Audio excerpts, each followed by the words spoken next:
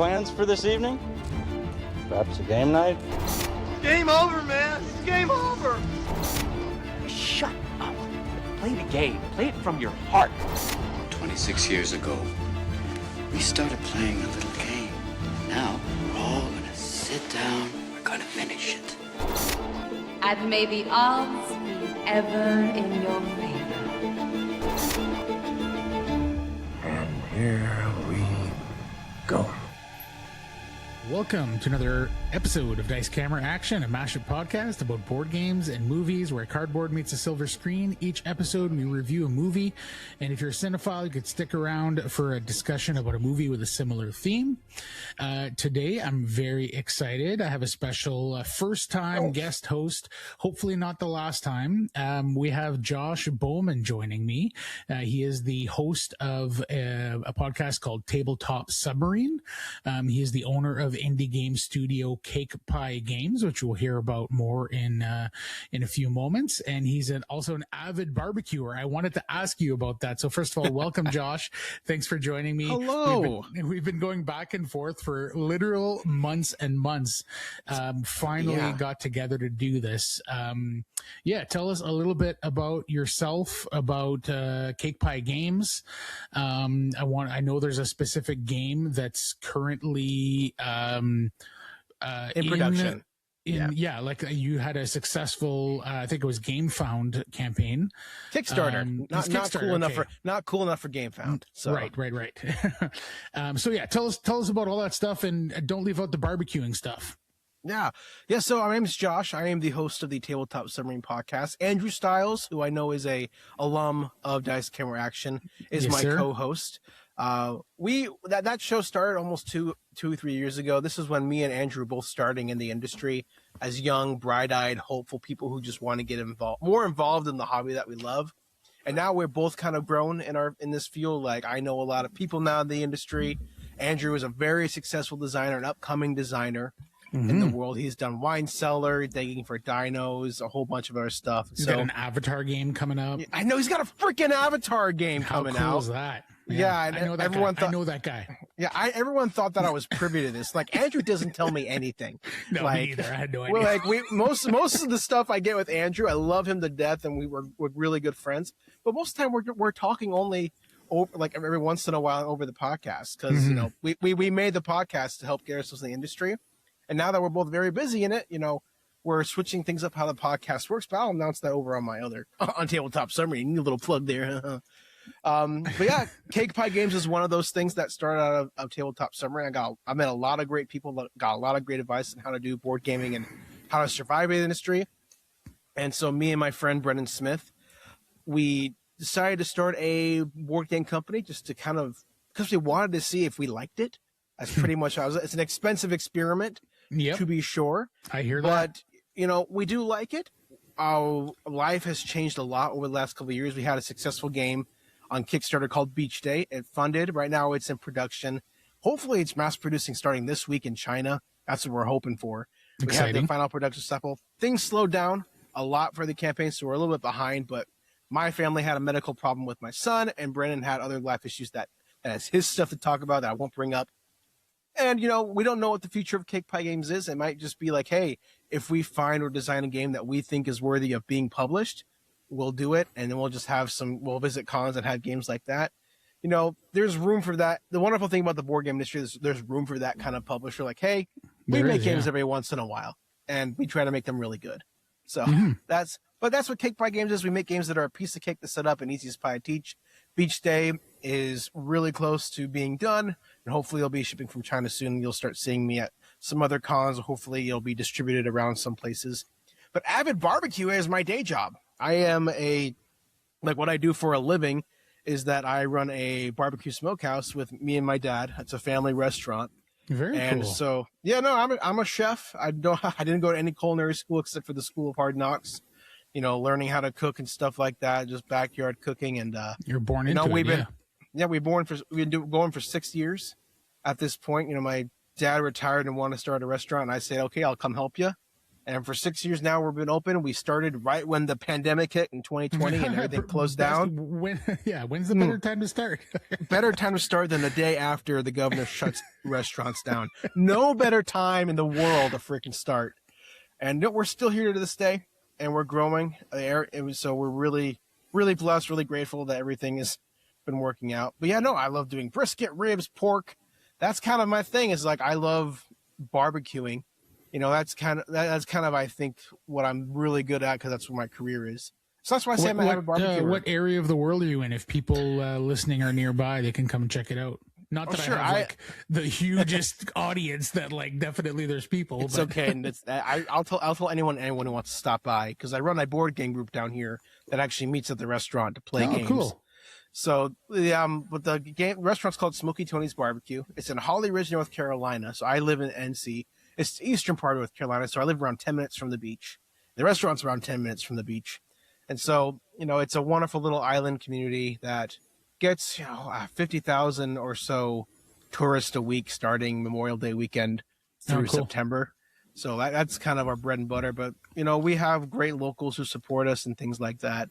So, but if you're ever in eastern North Carolina, so say for instance, you're from the Northeast and your son joins the Marines, and you have to get them to Paris Island, South Carolina, swing by, say hi, say I love board games, and we can talk.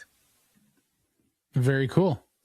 Awesome. And then if folks hadn't heard about Cake Pie Games and Beach Day, where can they check out what you're doing? I'm assuming there's a website, and is there a possibility of late backing or purchasing the game if they haven't backed? Yeah, so late backing, no, because I'm an idiot. I said no to late pledges on accident when the Kickstarter campaign launched. Big old oopsie that I didn't understand. Folks, if you want to start a Kickstarter campaign, you know, I was pretty confident going into it, knowing what I was doing, but make sure you dot your I's and cross your T's, because I forgot to say, yes, you can open late pledges. And apparently if you don't do that before the campaign starts, you can't turn on afterwards. So, but once I get mass production confirmed and I have freight confirmed, I'm going to open pre-orders. Me and Brendan are being very careful with people's money about how we spend it. Because, you know, one of the worst things about the industry is people who make these extravagant promises and don't deliver. Yeah. And people waste money. And even though it's only a $20 game, we're still very conscious of how, and that comes from my background in restaurants. If people are going to spend $10 on a sandwich, I'll make sure that sandwich is really good. And the same kind of goes with this. If you're going to spend $20 on my game, I'm going to make sure it gets to you. Yeah. And make sure that it happens first. So once I confirm mass production and I book freight, I'm going to open pre-orders, because at that point, I'm pretty confident that the games are going to get to us. As far as following us, you can follow us on Facebook is probably the best way. I try to update it. I've been really bad with social media, because part of my job at the restaurant is social media. But, you know, I am hopefully making an effort here soon with Brennan to really kickstart that. We just have been not as diligent as we should have been, even though behind the scenes we're doing a lot every week to make sure the game happens. But yeah, Facebook is definitely the best way to follow us. And you can sign up for email list on our website. Our website is playcakepiegames.com, and you can sign up for email list there. And we try to update the email list monthly. Been really bad at that too, I'll be honest. But like, you know, it's one of those things where it's been an ongoing battle learning how to do this, but it's still working out, still happening. And hopefully once we get things settled, it'll be more better. So more better. Yeah. Yeah. Very cool. Yeah, that sounds awesome. So congratulations on the success of, and the ongoing success of Beach Day and Cake Pie Games. Thank you. You know, if, you know, one thing that resonated with me, what you said is, I think there is place, in the industry for somebody who just puts out a game every once in a while. You don't have to be super prolific, and, yeah, you can be very methodical about making sure that, you know, once Beach Day gets out and is available and is, you know, in warehouses and ready to go, then, you know, potentially that's a time to start working on the next thing or whatever. So yeah, it is flexible in that way, this industry. It's very cool. So, yeah, I'll be looking forward to that, and we'll keep those links in the show notes as well for people to check out. So today on the episode, we're going to be doing some shout outs as usual. We're going to be discussing the Allplay small box game Ruins, which is a kind of a ladder climbing shedding game from John D. Clare with a very unique twist that I'm excited to talk about. And the movie we decided to pair it with was 1999's The Mummy, starring Brendan Fraser. So really excited about that conversation as well. So before we get into all that, we're going to take a moment to pay some bills and hear from Board Game Bliss. I want to take a quick moment to shout out our sponsor, BoardGameBliss.com, which is honestly where I've been buying games for years. This isn't some random ad read. They're literally the only people I reached out to because I already love what they do, and I was relieved when they said yes so I could be fully genuine when endorsing them. They've got a huge inventory of games and are always super competitive price-wise, which is important to me. At Board Game Bliss, we believe in the magic of play.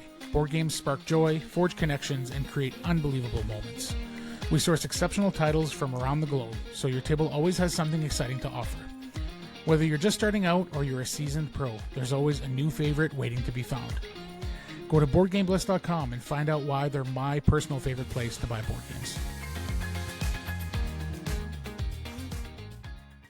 Before we get into all our regular stuff, I have a bit of a game I want to play, Josh, if you'll indulge me here.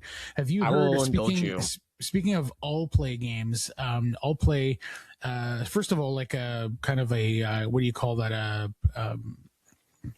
Not a preface, but I want to let everybody know that Allplay has sent, what's that? Preamble or yeah, disclaimer? Disclaimer. Thank you. That's the word I was looking for. There's a disclaimer here. Allplay sent me Ruins, a copy of Ruins. Thanks, Joe. To review. So thank you, Allplay. As Cadelia is the one that sent me that. Yeah, okay, she's great. Okay, yeah. Yeah. Also, like maybe probably the best name I've ever heard in my life. Her name is very Cadelia Hattress.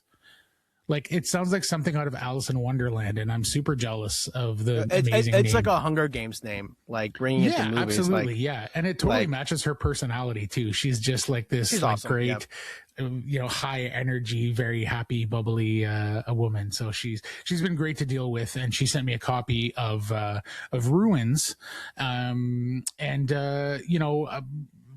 So take the review of the game of salt if you like, but I'm still going to give 100% honest opinion as we get into that review. But part of that package, when I was like asking for specific games from Allplay to review on the podcast, I noticed that they have a game called Movie Night.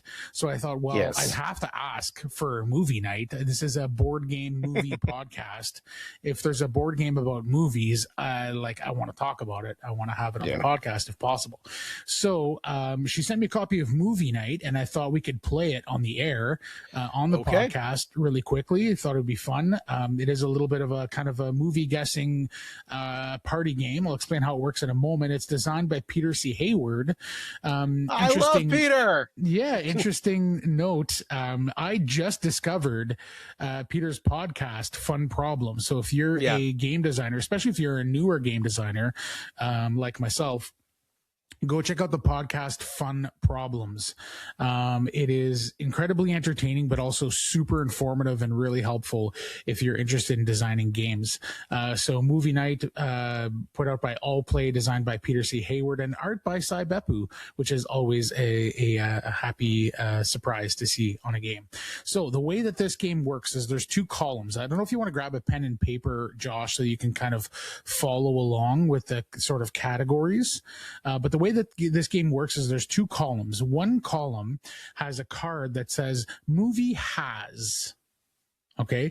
So the movie has X, Y, and Z, and I'll tell you what those things are in a moment.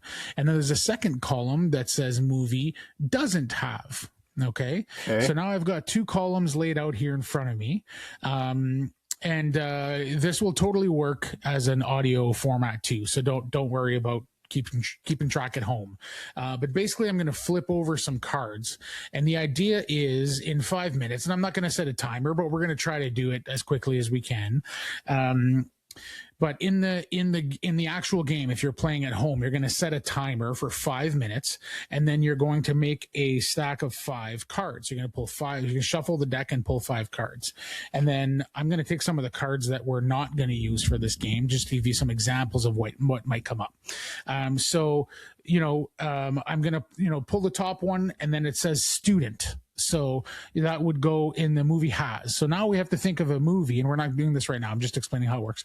We're going to think of a movie that has a student in it. So let's go with Old School, for example. Good one. Then I'm going to pull up the next card, and it says a boat or ship. So now the way we do it is we go, does the movie also have a boat or ship? And I'm trying to think if Old School has a boat or ship, and I'm going to say that it doesn't. So what we have to do is put it in the column so that the previous movie that we chose doesn't work. So I'm going to put it in the movie has. So now we have to think of a movie that has a student and a boat or ship in it. Okay. And then, so we think of a movie, whatever it is. Then I flip over another one and it says dog. So does the movie we thought of, let's assume it was still Old School. Does Old School have a dog? I believe it probably does. So then we would put the dog in the doesn't have column. So that basically forcing us to come up with a different movie every time a card comes up. So now we would have to think of a movie that has a student, has a boat or ship in it, and does not have a dog. And then the idea is that you have to do 5 cards. And you have to do 5 cards in 5 minutes. And if you want to try hard mode, you got to do 7 cards in 7 minutes. All right, so we're gonna get started, and this is a team game. We're supposed to work together, and as a team, everybody at the table is working on shouting out movies and trying to get. There you go. So you're ready with your pen and paper, ready to go. I got my pen and paper ready to go. So the first category is flying.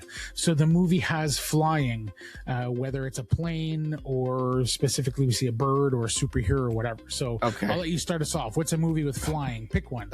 Sky Captain in the World of Tomorrow. Oh my, okay, you went a little obscure there, but okay. Oh, is that obscure? I'm sorry. Well, not super obscure, but not super mainstream. Fair enough. I'm familiar with it. A character age 12 or younger.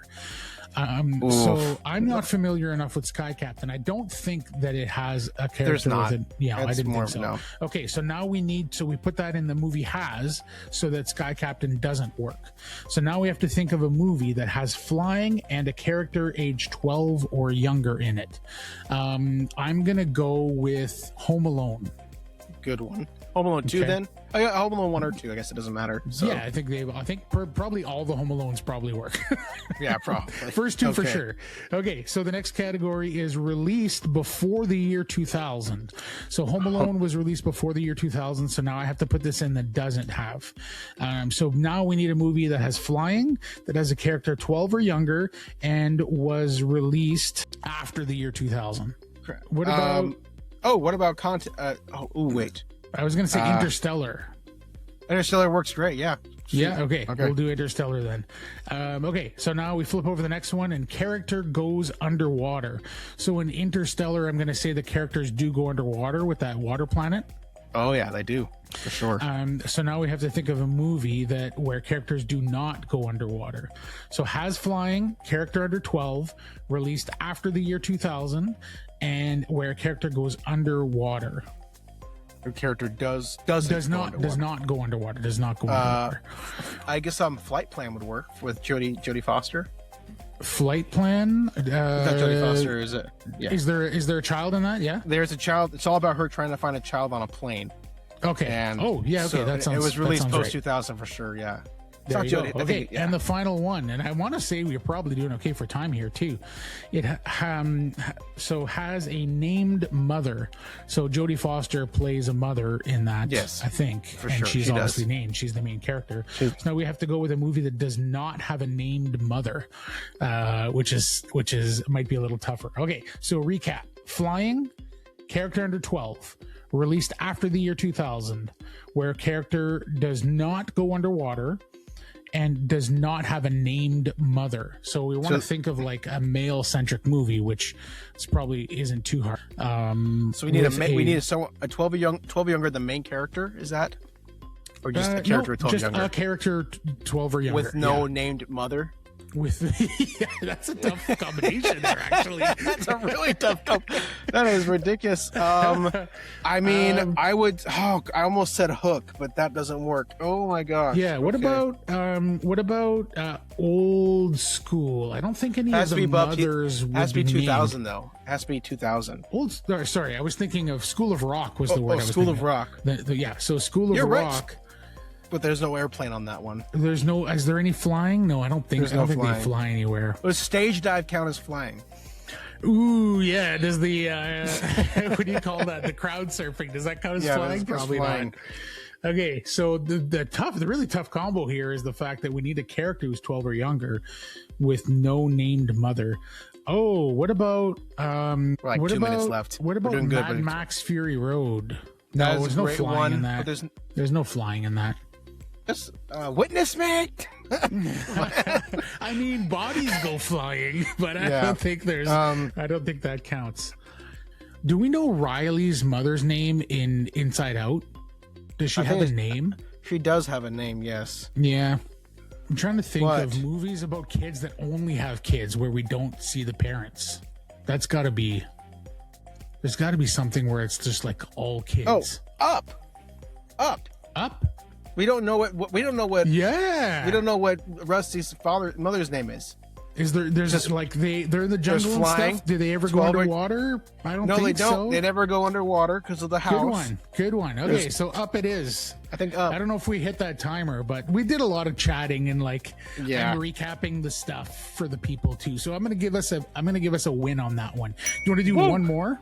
We'll do one more. Heck yeah, this is good. All right. Of course, this feels. I don't know if you know Peter at all, but this feels like I've chatted with him a little bit online, but not really. No. Yeah, this feels really strong, like a Peter game. No, playing lots of. I really like Peter as a designer, so. Yeah, I've checked out a bunch of his games, and yeah, I'm actually like now that I'm like listening to his podcast like a lot, because I'm just like listening to the whole thing and I've just discovered it. So now I'm like seeking out his games and I'm like trying to get an idea of his catalog and stuff. So I'm gonna pull up a timer so we can actually test ourselves. Maybe I'll try to do less recapping here, unless you need it. You're writing it down it's here all as we good. go. I'm writing it down as we go. So let me know when you want to start the timer. Okay, I'm ready when you are. Ready. Okay, movie has a dog. I mean, okay. Are we sticking with Up? Let's just stick with Up. Yeah, let's just stick with Up. Okay, sounds good. A boat or ship? Up's got to have a boat or ship. So It has many ships. So. Yeah, so let's go with the movie doesn't have a boat or ship and has a dog. Okay, let's say Homeward Bound: The Incredible Journey. Okay, sounds good to me. A student. So Homeward Bound. Yeah, it has kids. Who has kids? Kids are so students. So yeah, they would count as students. So we're gonna go with movie does not have a student. So basically, doesn't have like kids, more or less. Yeah. What's that horror movie that just came out with the dog? Is it called Good Boy? Or Good Boy? Yeah. Good Boy probably doesn't have a boat or ship. I haven't seen it. Has a dog. I don't believe does it. it have It's any a haunted kids in house it? movie. I I don't haven't seen believe it. so. I think it's a haunted house movie with just one owner. So I believe it doesn't. Okay, let's go with that. Is a sequel. So that movie is not a it's an sequel. original. So we're gonna go is a sequel. So movie with a dog that is a sequel, where there's no students and no boats or ships. A sequel with a dog. Is there like a Marvel movie that has a dog? Does what's the dog name in Cosmo? He's in something. Cosmo is in Guardians of the Galaxy, but that has kids in it. Yeah, In the movie that's that they're right. in. A sequel that has a dog in it. With no kids. Oh, With this is no hard. kids. I was gonna say The Thing, but it's not a sequel. Whoa, no, Like, wait. what about the a scary thing, dog? The thing, the really bad one that's like that was with like that is Joel. a sequel. And it It's does like become a the husky at the requel. end. Yeah, it does it's become like a husky at the requel, end. But Yeah. we'll count It's it. a sequel. Count it. Yeah, The Thing Okay. 20 something. Yeah. Oh my god, a character wearing a tie. So we have to get a movie that does not have a character. No, that does have a character wearing a tie. Because I'm sure there's no ties in The Thing. So a movie that has a dog. with a sequel that is also a sequel that has a person wearing a tie. I think there's people who are wearing a tie. Yeah? Yeah, in that movie, there was someone like passing wearing a Is tie. there like at the beginning, there's corporate-y stuff where they're recruiting Mary Elizabeth Winstead and all that stuff. Yeah, so. Okay, so then we need a movie where a character does not have a tie. Less than 2 minutes left. How many do we have? One more? This is it. This is all the 5 of them. So, has a dog and is a sequel. No boats, no students, and no ties. No character wearing ties. Okay. Yeah. Oh, I got 48 seconds left. Oh my gosh. No. Don't tell me. It's putting the pressure on. Kids tie. Kids with a tie day sequel. Oh gosh. Is there a dog in? No, that doesn't work. What about a movie that's all animals? Like what's the one where the Animal Farm? Secret Life Animal of Farm. Pets? Animal Farm? Is there a sequel? Secret Life of Pets 2? That has kids though, I think. And it's the timer. Does it have kids? I'm assuming it has kids. It's a kids movie. Shoot. Animal Farm. Right. Dang, there's no sequel to Animal Farm. We failed that one. One. That's a hard enough. That was fun. Oh well. There we go. So that's a cool. And then the rules say you do that on a movie night with your friends, and then you immediately watch that. The movie says the rule book literally says then you must go watch that movie, I think. So we're gonna pause the podcast and we're gonna go and watch what was it, Up? I don't know. The last one we did was The Thing, I think. The Thing. Winning. If you manage to flip all 5 descriptions and name the movie that fits every one, congratulations, you found your perfect movie. Now go watch it right now. That's what it says. We'll go watch Up. All right. Well, thanks for playing that with me. So that was from Allplay, designed by Peter C. Hayward. And you can go and find all these Allplay games at allplay.com, I think is the website. I was just checking it out before recording, and they have flat rate shipping across the contiguous US, $4, I think it is. Yeah, they're one of the best. They're one of the best, most affordable. Really fair shipping rates. Yeah, and like even in Canada, like up here, I often don't. Like I basically just get games from like the big retailers like Board Game Bliss. Because shipping's really tough in Canada. I'm not sure why, but anyways, is $9 flat rate shipping in Canada, even for the Allplay website, which is amazing. So really rare to see that. So thanks Allplay for sending me that. We're probably going to play that game every once in a while on the podcast because it's just a fun little icebreaker that works really well. All right, let's move on. Let's get into our shout outs and into the meat of our episodes here. So Josh, why don't you start us off with either a game or a movie or a TV show, anything you want to kind of share with the audience, something you've been checking out. So as far as the game goes, what I want to shout out today is I want to shout out a game called The Stuff of Legend, which this is a game that I can't believe came and went. But this is based off of a comic book called The Stuff of Legend, which is like if Toy Story meets Alice in Wonderland, where this kid, World War I, World War II era, I forgot recently which one it was, but gets kidnapped into his own closet into this not magical, it's kind of a war-torn world. And his toys come to life and go into the closet and save them. But you have like a teddy bear and a toy soldier. When they go into this closet, he's actually a giant grizzly bear, an actual like Marine type person. And they're going to try to save this kid from the boogeyman. And so what this game does is that it's kind of like a Battlestar Galactica in 90 minutes. So it's a social deduction game where you are trying to make your way through this map, trying to overcome all these challenges while making sure you find the exit. There's one of like 6 exits that you are trying to determine that which one we're supposed to take. One of them is the right answer based on like a whole system I don't need to get into. But it's possible that one of your people could be working for the boogeyman and is a traitor and trying to slow you down. One thing I like about social deduction games is the kind of the over the table mechanisms that are happening. But a lot of times I feel social deduction games drag out too long, especially the meaty ones. So like I am an avid hater of Blood on the Clock Tower. I really hate that game and the cult that it makes of them board gaming. But and things like that. And then Battlestar Galactica itself takes like 3 or 4 hours to play. This is like tight Right. 90 minutes, and you still get those really intense feelings. Okay. So it's from Third World Studios, 3WS. Highly recommend it. I have my deluxe edition back there. I love it. I bring it to most of the cons I go It's to. really And cool looking. Yeah, I was surprised. Yeah, it's like great. when you were describing it at first, I brought it up, and before you kind of mentioned the darker stuff, I'm like, whoa, is this even the right game? But yeah, it's definitely darker in theme, and there's minis in it. Is that do the minis come in the base game as well, or do you need the deluxe? I do not know, actually. Not sure? I was always given the deluxe copy. I got it I'm for seeing free. some 'Cause- standees. I'm seeing some standees Okay. in some of the pictures. So it's probably standees and then minis if you go deluxe or whatever. But the Yeah. standees look really cool too. The art Yeah. on them is neat and cool. No, that looks cool. How much of the game is above the table, like versus on the table?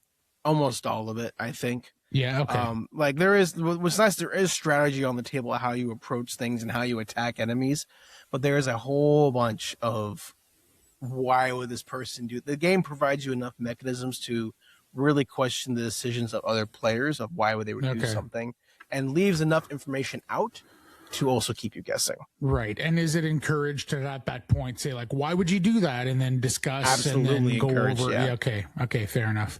Right on. Cool. That seems pretty neat. I've got a little card game I want to talk about called Up or Down. Have you heard of Up or Down, Josh? I have heard of Up or Down. Lots of my it's friends from- have been playing it. It's from Kramer and Kiesling, which surprised me. Yeah, because I got it at Canada Plays, an event that I went to not too long ago that fans of the show probably heard about by now. Yeah, it was part of my goodie bag that I went home with, and I was kind of like pleasantly surprised by this game. It was just a little small box card game that I pulled out. I thought, oh, I'll try to play it with my kids, and they loved it. And I played it with my family too, and my parents, and they enjoyed it too. But basically, what it is it's basically just a deck of cards, and I think there's 2 pieces of information on each card, and that's it. The cards are numbered from 1 to I think 100. And then all the cards have different suits. So the card's either red or yellow or whatever, just a different color. And the way it works is that you are allowed to have 3 columns, I guess, in your play area. And so you're kind of drafting or grabbing cards from the middle, which I'll explain how it works in a moment. And then when you grab those cards, you're going to put it in one of your 3 columns, which are like the theme is elevators. Basically, like every card, the art is a door of an elevator. Woo! Yeah. And yeah, very exciting theme. So you'll put the card down in front of you, and if it's your first card, you put it in one of your columns, and then when you get your second card, you can either start a new column, or you'll add to that first card, that first column. And if the number is higher, that means that you've chosen to go up on that elevator. And so every subsequent card that you play has to also go higher. So you're trying to start with either high or low cards and then work your way up or down from there. And then at the end of the game, you're going to look at your 3 columns. You're going to count how many cards in your column, and you're going to multiply that number by the largest set of a single color in that column. So if you have a lot of red in the column, let's say you have 6 red cards in the column and you have 6 cards in that column, you're going to score 36 points for that one. And then you do that across your 3 columns, and that's your score for the game. So you're trying to make tight groups so that you always have room for more cards, but that's not always possible. And you're trying to group as many cards of the same color in a column, or in each of your 3 columns, if that makes sense. Now, the neat thing about this game is sort of the way that you get these cards. So you're going to, at the beginning of the game, shuffle the deck and deal 6 cards to the center of the table. And you're going to put those 6 cards in a circle and set it up so that it is not chronological, because that has to do with time, but you're going to put it in sequence, so that the highest card is next to the lowest card, and then it loops around, if that makes sense. Then when it's your turn, you'll have a hand of 3 cards, I think is what you start with. And then you're going to take one of your 3 cards and you're going to place it between 2 of the cards that are in that circle on the table. And that gives you the ability to draft and take one of the 2 cards adjacent to the new card that you placed. So when you place that card out, you have to place it where it belongs in that circle. So whether it's, if there's a 27 and a 32, well, then you can, and you have a 28, a 29, a 30 or 31, you could put it in between those 2 cards and then take one of those 2 cards, put it in your tableau. So it's really weird at first, because you're constantly looking at your hand going, oh, I'd like to play that, but you can't play that yet. What you have to do is put it on the table, make it available out there for everybody, take one of the adjacent cards. Then if it comes back around to you and your card's still there, then you could potentially try and draft that card. So there's definitely an interesting puzzle there of like trying to get the right cards from the center, and then you have to use the cards from your hand to get to go out and draft those cards. So there's an interesting puzzle there, and making the right decision, and then also taking the card and putting it in the right column, and that sort of thing. So it's a very light, easy game to play. It's fairly easy to teach, but it is one of those games where it takes a few moments, especially if you're playing with like non-board gamers. It takes a few moments for you to kind of wrap your brain around using your cards properly to go out and get the cards on the table. And then to refill your hand, you're either taking a card from the top of a discard pile, or you're taking a card from like a blind draw off the deck kind of thing. So yeah, it's interesting. Again, you haven't played it, right? But you'd seen it played or heard of it? Yeah, my friends are really into this game right now. I get unnecessarily and unfairly mad every time I see this game, because it has extremely beautiful Quanchai Moria art, and there's other 2 arts. I'll show them out. It is actually really pretty for a game about elevators. Yeah, it's what the heck is that all about? Like why? Like I mean, I made small card game Beach Day. Like again, I think it's very beautiful as Amber Anderson art. This game, how the frick does Quanchai Moria make elevators beautiful? Like, and then they decided to spend probably was like $5,000 to $10,000 worth of art, if not more, on this little card game.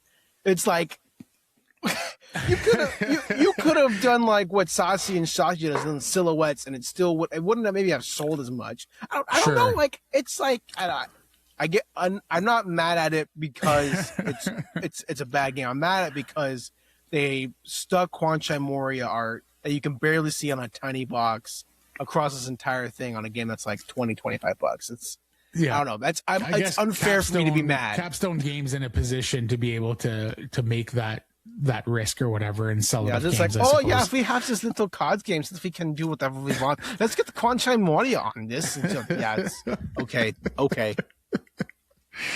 Right on. Okay, so that's up or down. Josh, do you have a movie or a TV show or another game you want to talk about? Yeah, I want to do a movie that's an oldie but a goodie. Okay. And this really shows my age, because I recently read an article about this movie that it says men of a certain age are starting to find this movie and really enjoy it, talk all about it. And I was like, how dare you, Variety, call me out like this as the demographic?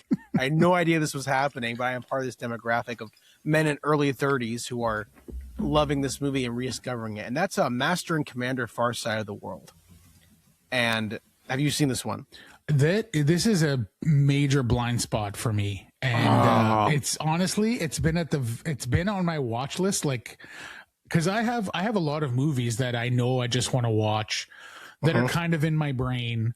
And eventually I know I'll watch them, right? But then I also have a specific watch list on Letterboxd that I have. Those are movies that are like, I want to watch soon. Like they're sitting there taunting me, right?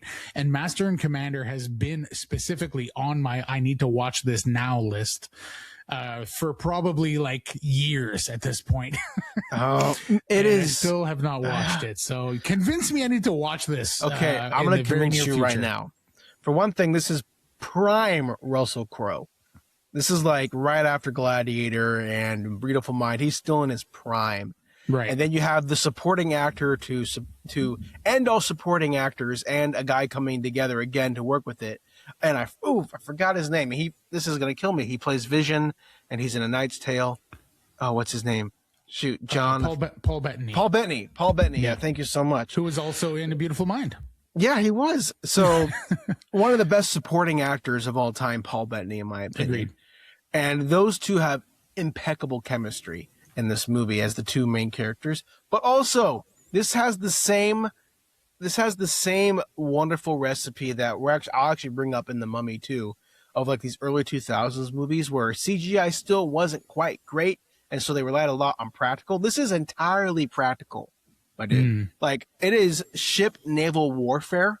You know, the story is Russell Crowe is a sea captain for the British Army, and he's trying to hunt down this. This is a cat and mouse game where an English ship is trying to hunt down a French ship, but there's actually two ships. The maritime combat is real. It's up close. It's dirty. It's personal. It is what makes this movie great, in my opinion. I didn't read the article because I got mad at the first line of it. But what makes this movie great is that you get mad a lot, Josh. I do get mad a lot. I think my wife calls it grumpy. I'm an extremely happy person until you don't make me happy. And it's mostly mad at things that I know won't take it personally. So like, but yeah, because an article won't take anything personally. Yeah. But what makes me happy in this movie is that you really feel the struggle that these sailors are on against the sea. You feel what they go through, the hardships. If someone goes overboard, you feel their dread and sorrow.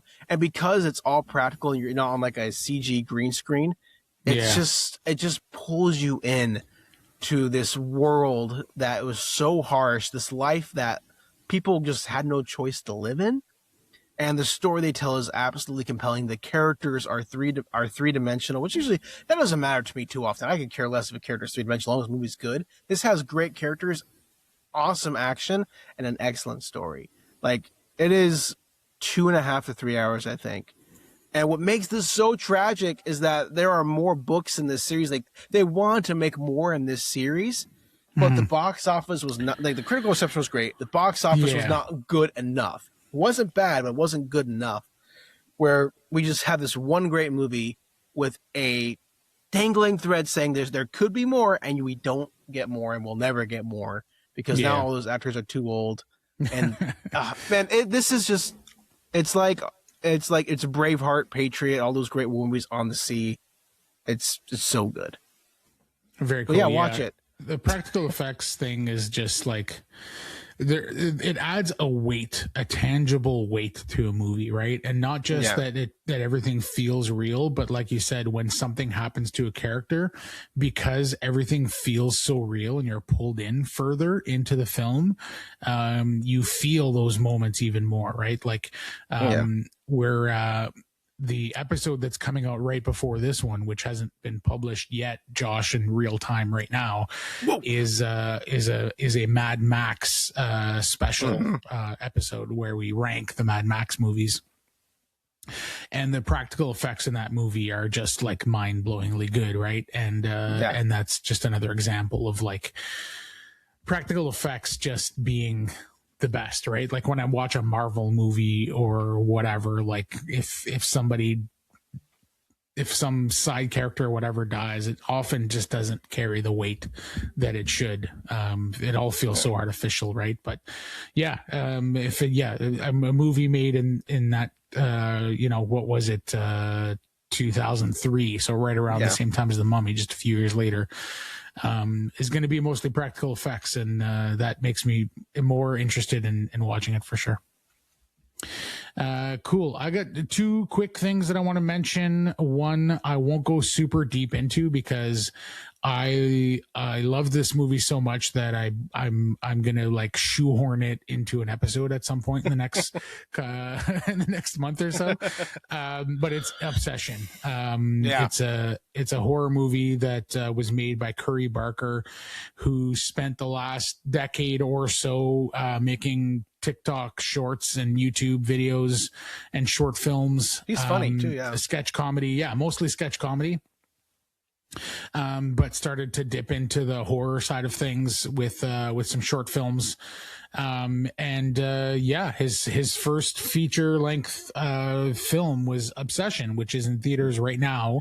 Talk about a sleeper hit. Holy cow. Man, the buzz was so huge with this that I sort of like, I wanted to like it. I wanted it to be as good as they say. And often when you have those high expectations, you get disappointed. This was not the case.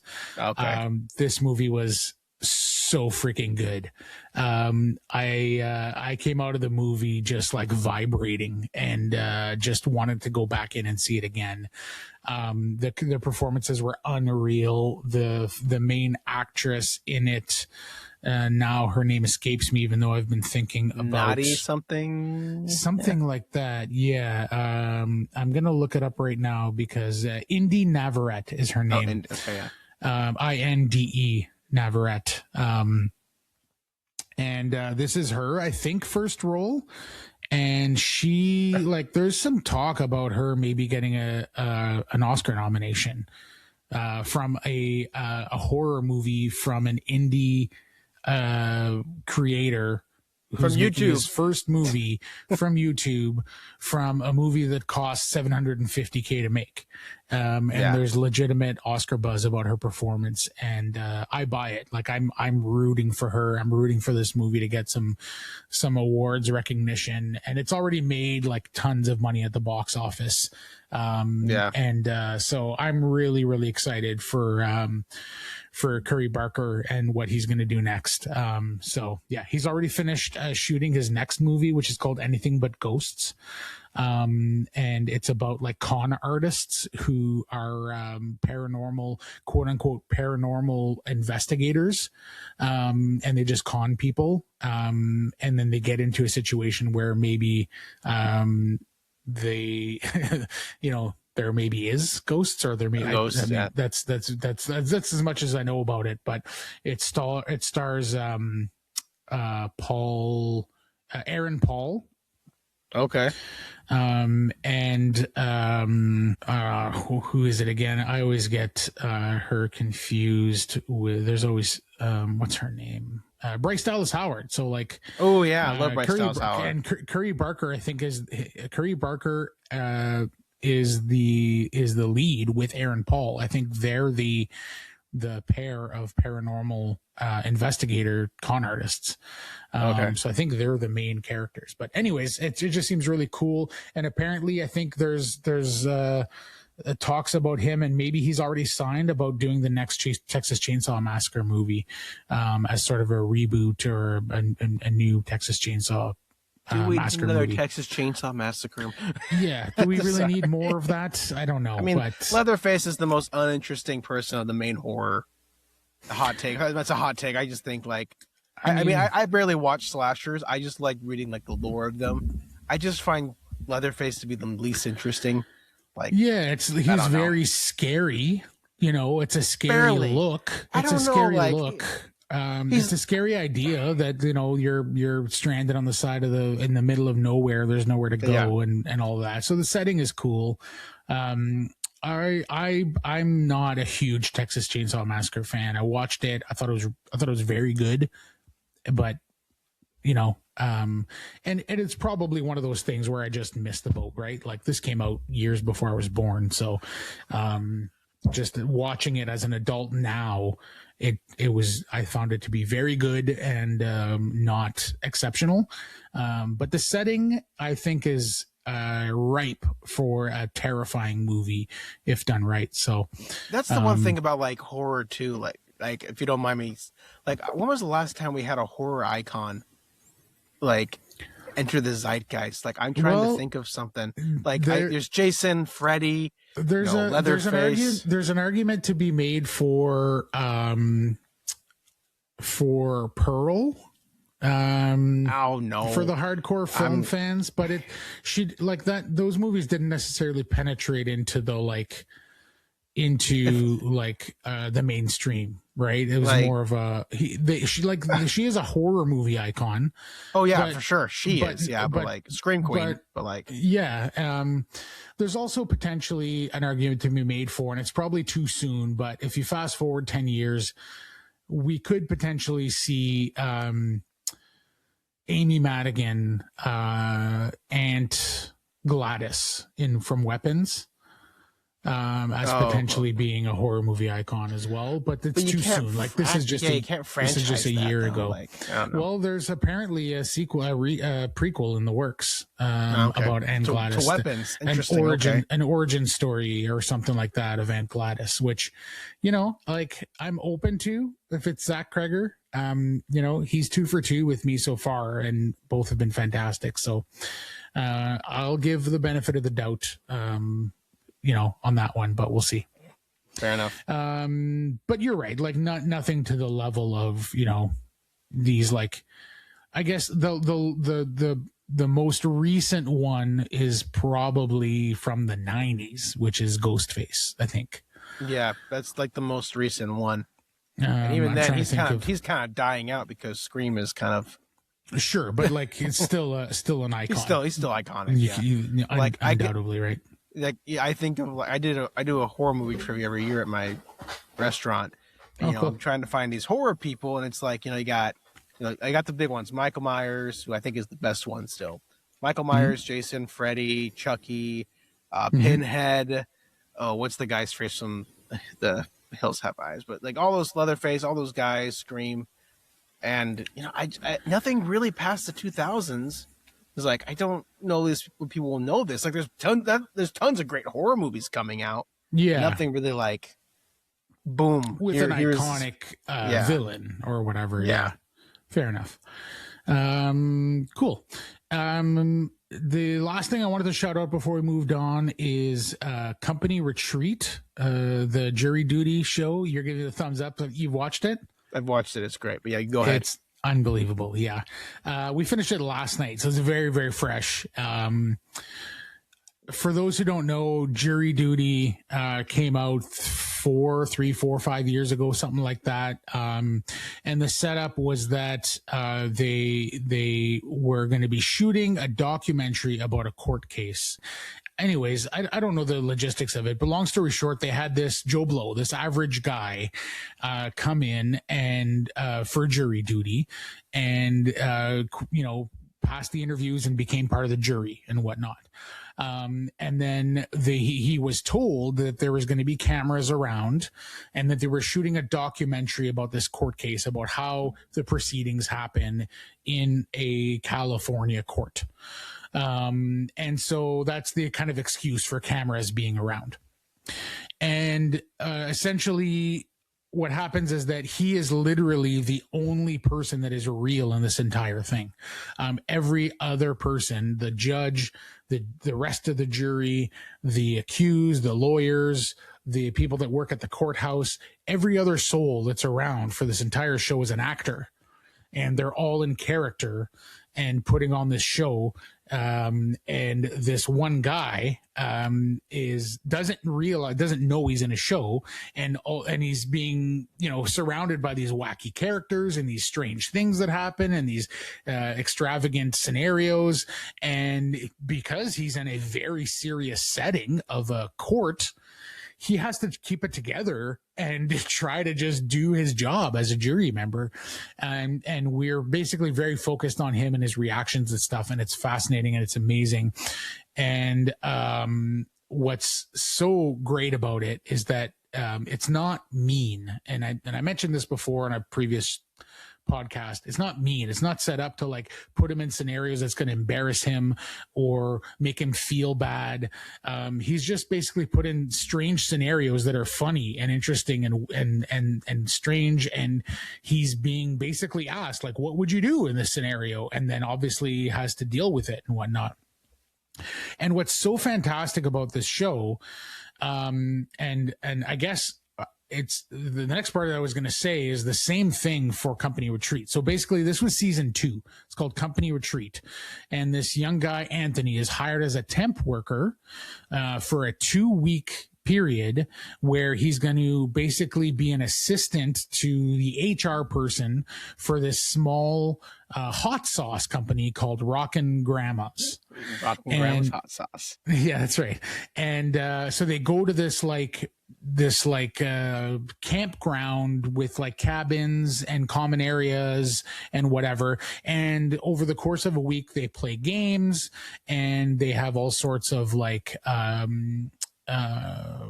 people come in to do talks, and all sorts of things. And again, this one temp worker named Anthony is the only person who's not an actor, who's not part of the production. And everybody else involved is just in character, playing the part. And he's put in all sorts of different, he's put in all sorts of different precarious situations where he has to like try to do the right thing and whatever.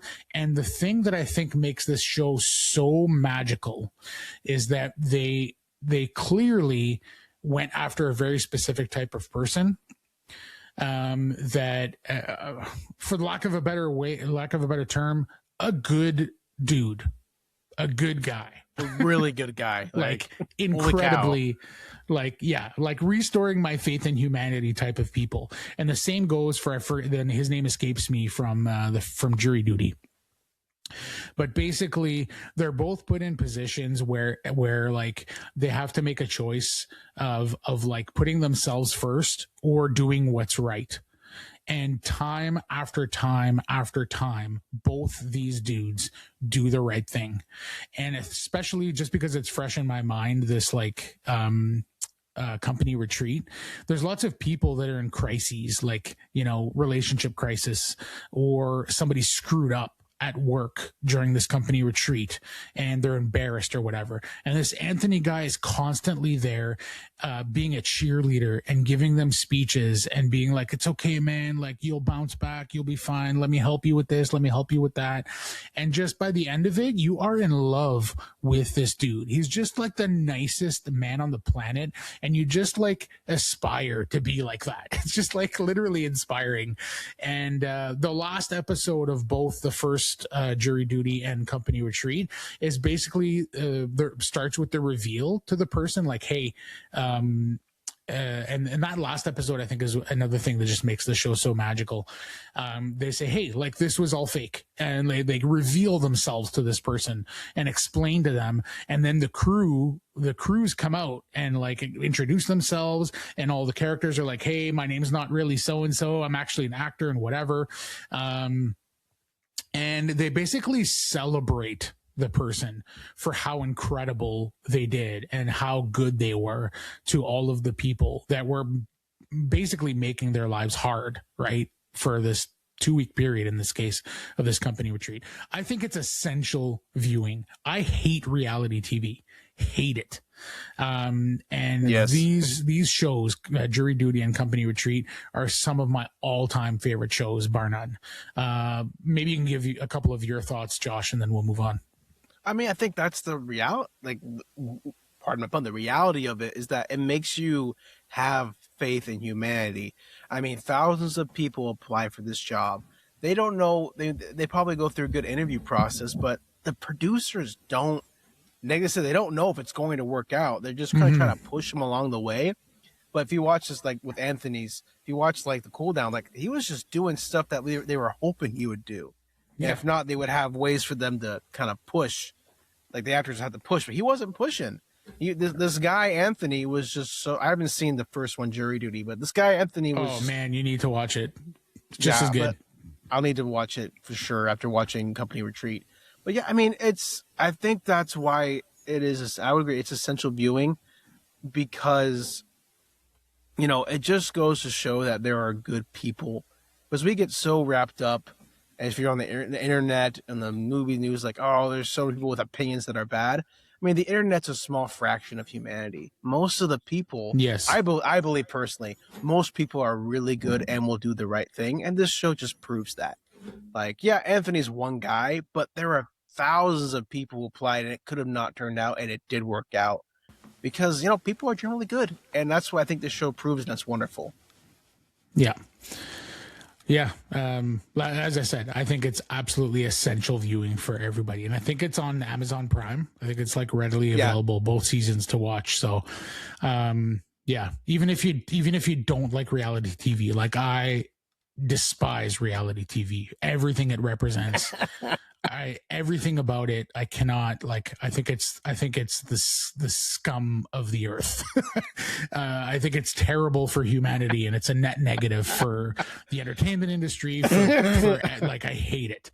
The people it represents and trying to portray. Yeah. Yes, and they've basically like subverted that and flipped it on its head with a reality show. And it's fantastic. So yeah, Jury Duty, Company Retreat, check it out.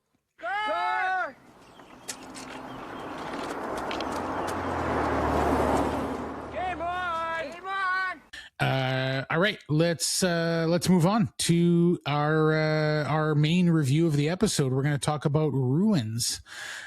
So Ruins is published in 2025 by Allplay, as we mentioned. It's designed by John D. Clare, art by Jake Morrison. It plays 2 to 5 players in about 30 to 40 minutes. The BGG weight is 2.0 and currently has a BGG rating of 7.2. Now, why do you feel comfortable giving a bit of an overview of how this game plays, Josh, or do you want me to? It's been a little while, I guess. It's been a little while for me, so how about you go ahead? Yeah, I'll take the lead here. So this is a ladder climbing shedding game. So think like Scout or Haggis or DN Up, which we've talked, Down Up or DN Up. I don't know how to pronounce that one. You know, so it's a game where somebody will play a set on the table, and then the next person has to play a set that's higher, and the first person to get rid of all of their cards in their hand wins the round. So the way that this one works, and what makes it super unique and really interesting, and what attracted me to it, it's designed by John D. Clare, as I mentioned, and this isn't the first time that he's used this, but there's card crafting in this game, and I know for sure that he did it in what was that pirate game? Mystic Vale. Oh well, there's Mystic Vale was the first one that he did it in. Pirate game was Dead Reckoning. Dead Reckoning. Yes. Right. So this game also has card crafting. And the way it works is that the cards are like oversized cards, and they come in sleeves. So that you actually get sleeves in the game. And the reason for that is because you're going to slot transparent cards on top of the card that's already in the sleeve, in order to add stuff to the card, to craft that card into more than what it already is. And there's multiple layers to this, pun intended, because you're actually literally layering these cards. But when you'll get dealt a hand of cards, and they're all on the quote unquote day side. And so those are very simple, from 1 to 10 cards. And then when you first get dealt your hand, you can look at your day cards. And in the bottom left corner, there's a little icon that'll tell you if you flip this card to the other side. So take it out of the sleeve, turn it around. This is what's on the other side. So I'm looking at a card here in my hand, and it is a 5. On the day side. In the bottom left corner, it tells me what's on the night side. So I flip it over, and then what's on the night side is it's now a 4. So instead of being a 5, it's a 4, which sounds worse. But there's also a bunch of little icons in the game that will adjust or change what that card can do. So in this case, there's a little icon that is a card with a little plus in it. What that means is that this card is a 4, but it could also be 2 4s. this one card can be 2 4s, if that makes sense. So that's one of the icons. I guess I'm jumping ahead a little bit here. We're basically playing sets of cards onto the table. There's no runs in this game, so a lot of the card play has to be simplified because the complexity, in this game comes with all these icons and stacking these cards and keeping track of all that. So they kept it fairly simple in the actual card play. But what it is if I play a single card as leading I think they call it a trick. If I play a single card, it means that everybody at the table has to also play a single card. So I play a 4, you play a 5, Johnny plays a 6, Cindy plays a 7. We can keep going, and we keep going until all but one player pass sequentially. And then that makes that player the winner of the trick. You get rid of all the cards on the table, and then that player gets to lead the next trick, essentially choosing how many cards are going to play. So now they could play a set of 2 cards. And because of the card that I just crafted, I could play this single 4, but it counts as 2 4s. So now I've played a pair of 4s. Now it's your turn. You could play a pair higher, equal or higher than a 4. So that's how the gameplay works. But as I was saying, anytime you play cards or a card into the trick, there's also a market of transparent cards that you can slide in to modify the cards that you play. And there's a resource system that we won't get into, but you can only buy so many of these cards based on how many resources you have each round. But let's say you play a pair of 5s, Josh, and I look at my hand and I have a single 5, but I don't have, I have a single card that's higher than 5, but I don't have another card to pair with it. I can't beat what you have. But now I can look at the market of transparent cards on the table, and one of them has an icon on it that's a question mark.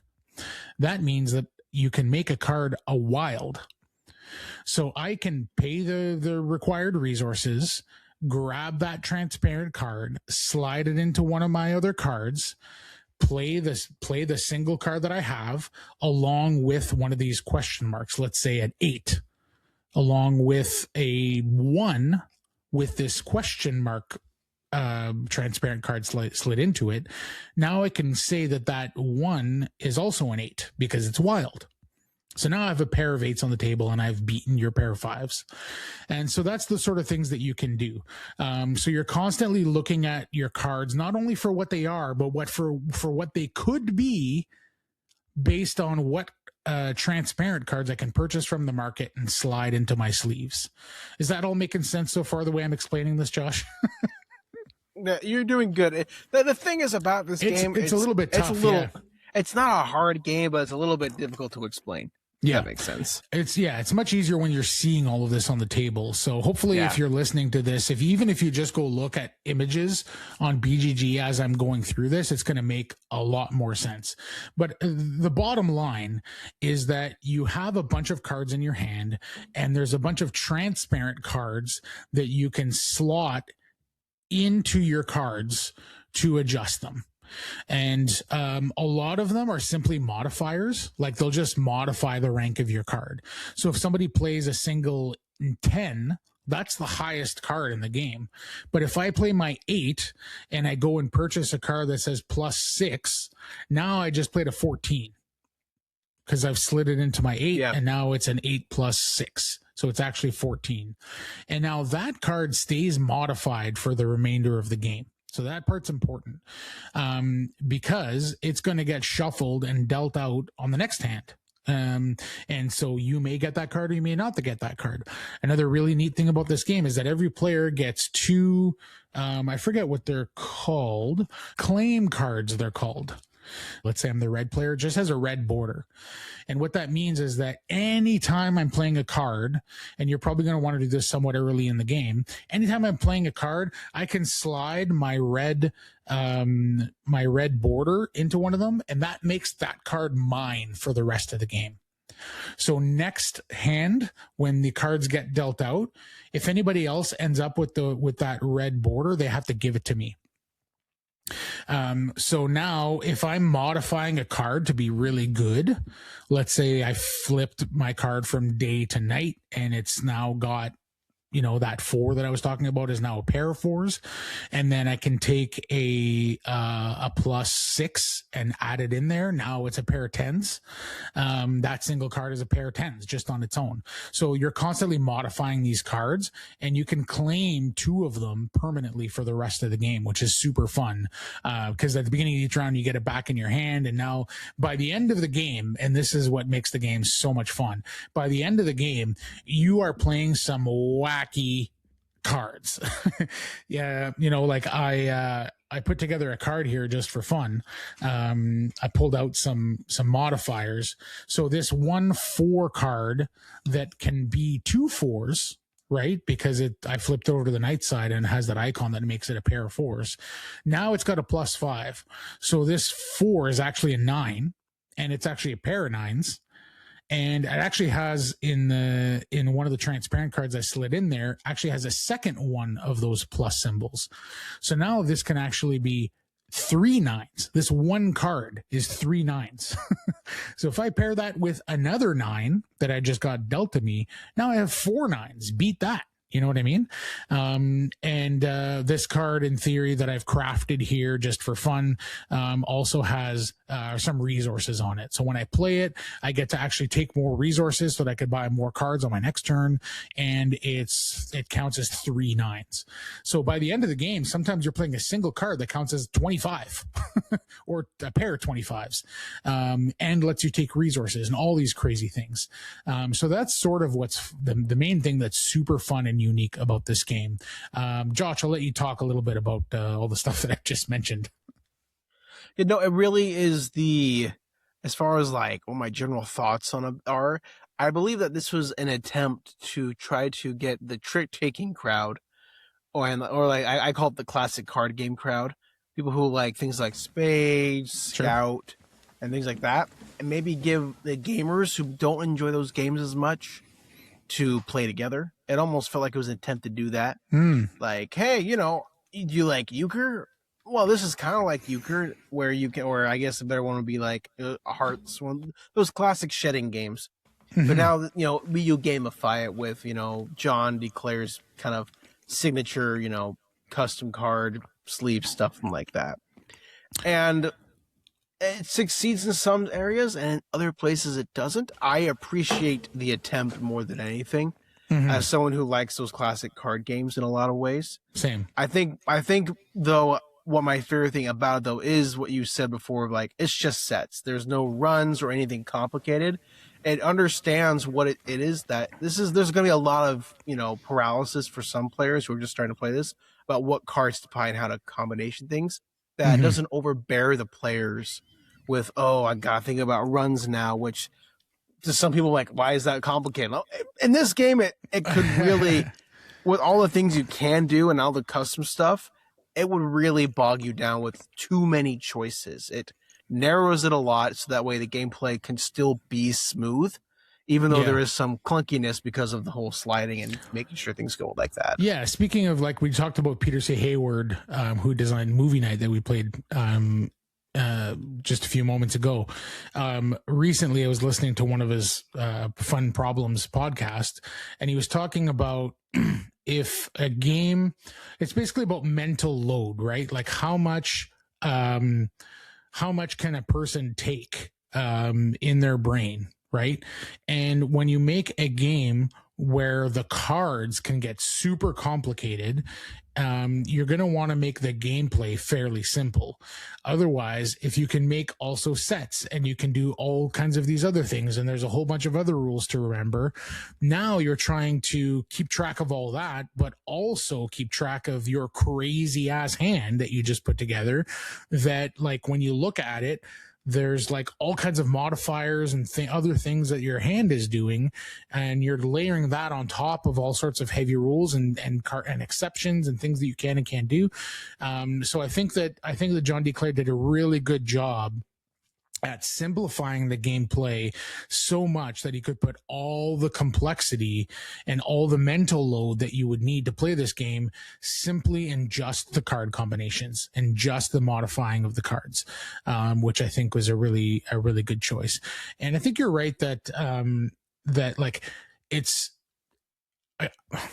this might be a little bit hyperbolic. I don't think that it's all the way this, but it's a little bit gimmicky, right? This it's card absolutely gimmicky. Yeah, but I think it's because of everything that I just said, it serves the purpose really well, and it's not just the gimmick, right? Like the game plays well, and there's enough interesting choices and stuff to do there that it's not just a gimmick, right? Like I don't think it's the only thing that sells the game or makes the game interesting. Or it makes the game interesting enough that it's still worthy. It's still worth playing and potentially purchasing. More thoughts on that in a bit, but yeah, I'll let you react to that. Well, I'm an advocate for gimmicks, to be honest. Like, gimmicks sell.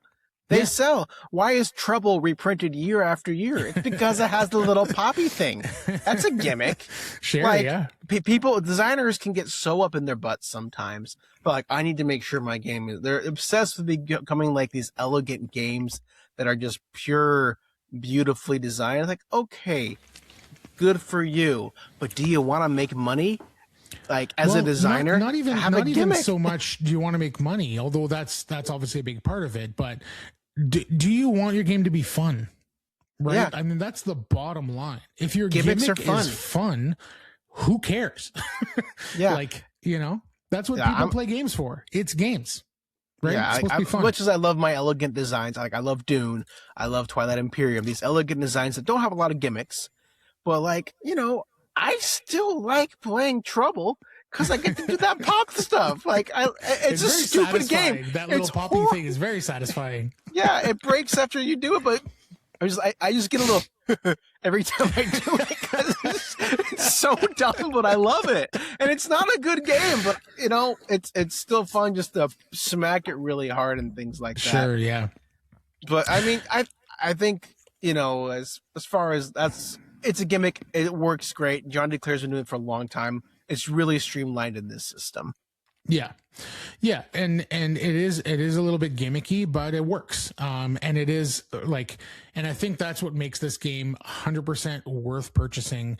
If you like traditional card games, or if you just like card games, or you're a board gamer, you'll recognize there's always a moment in a game that makes that game worth it. And for this game, it's when you craft that card and you claim it. And then in round 3, you play triple 25s with your one card. Yeah. That is like, I think I'm exact. I don't know if you can quite get to triple 25s on a single card, but those are the types of things that you can do that are like so wacky and crazy.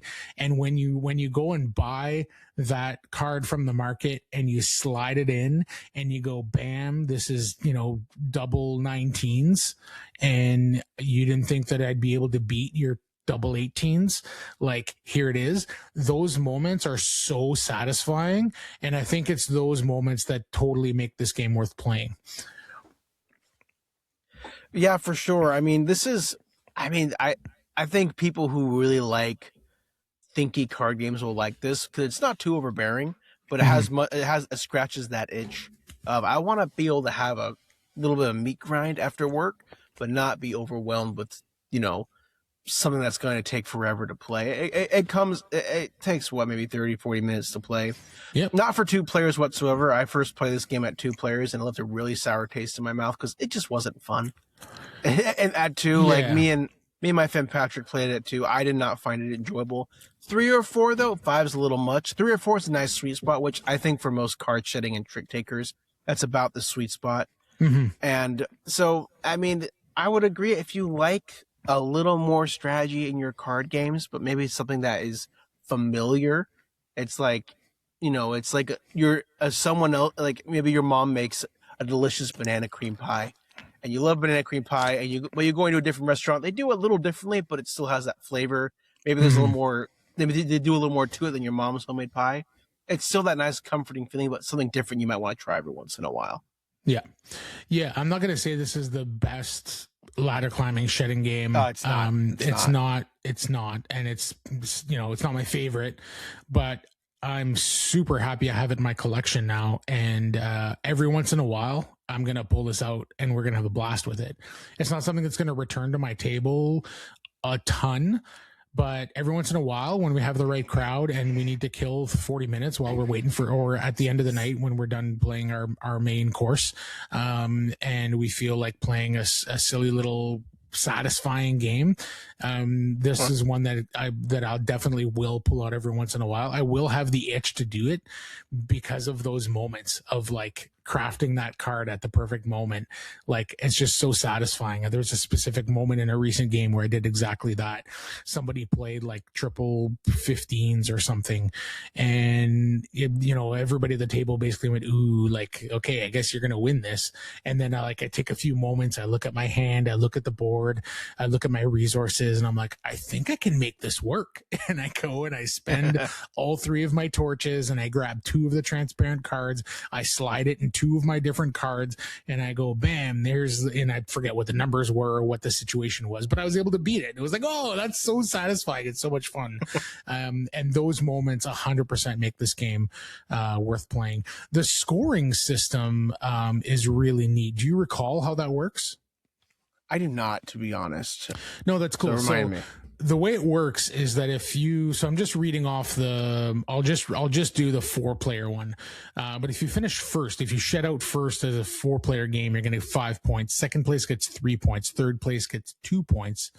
Last place will get -1 point. And there's this track that you move your pawn, or basically your marker, down as you get more points. And the way the game works is that at the 9 and 10 point positions, it says win position.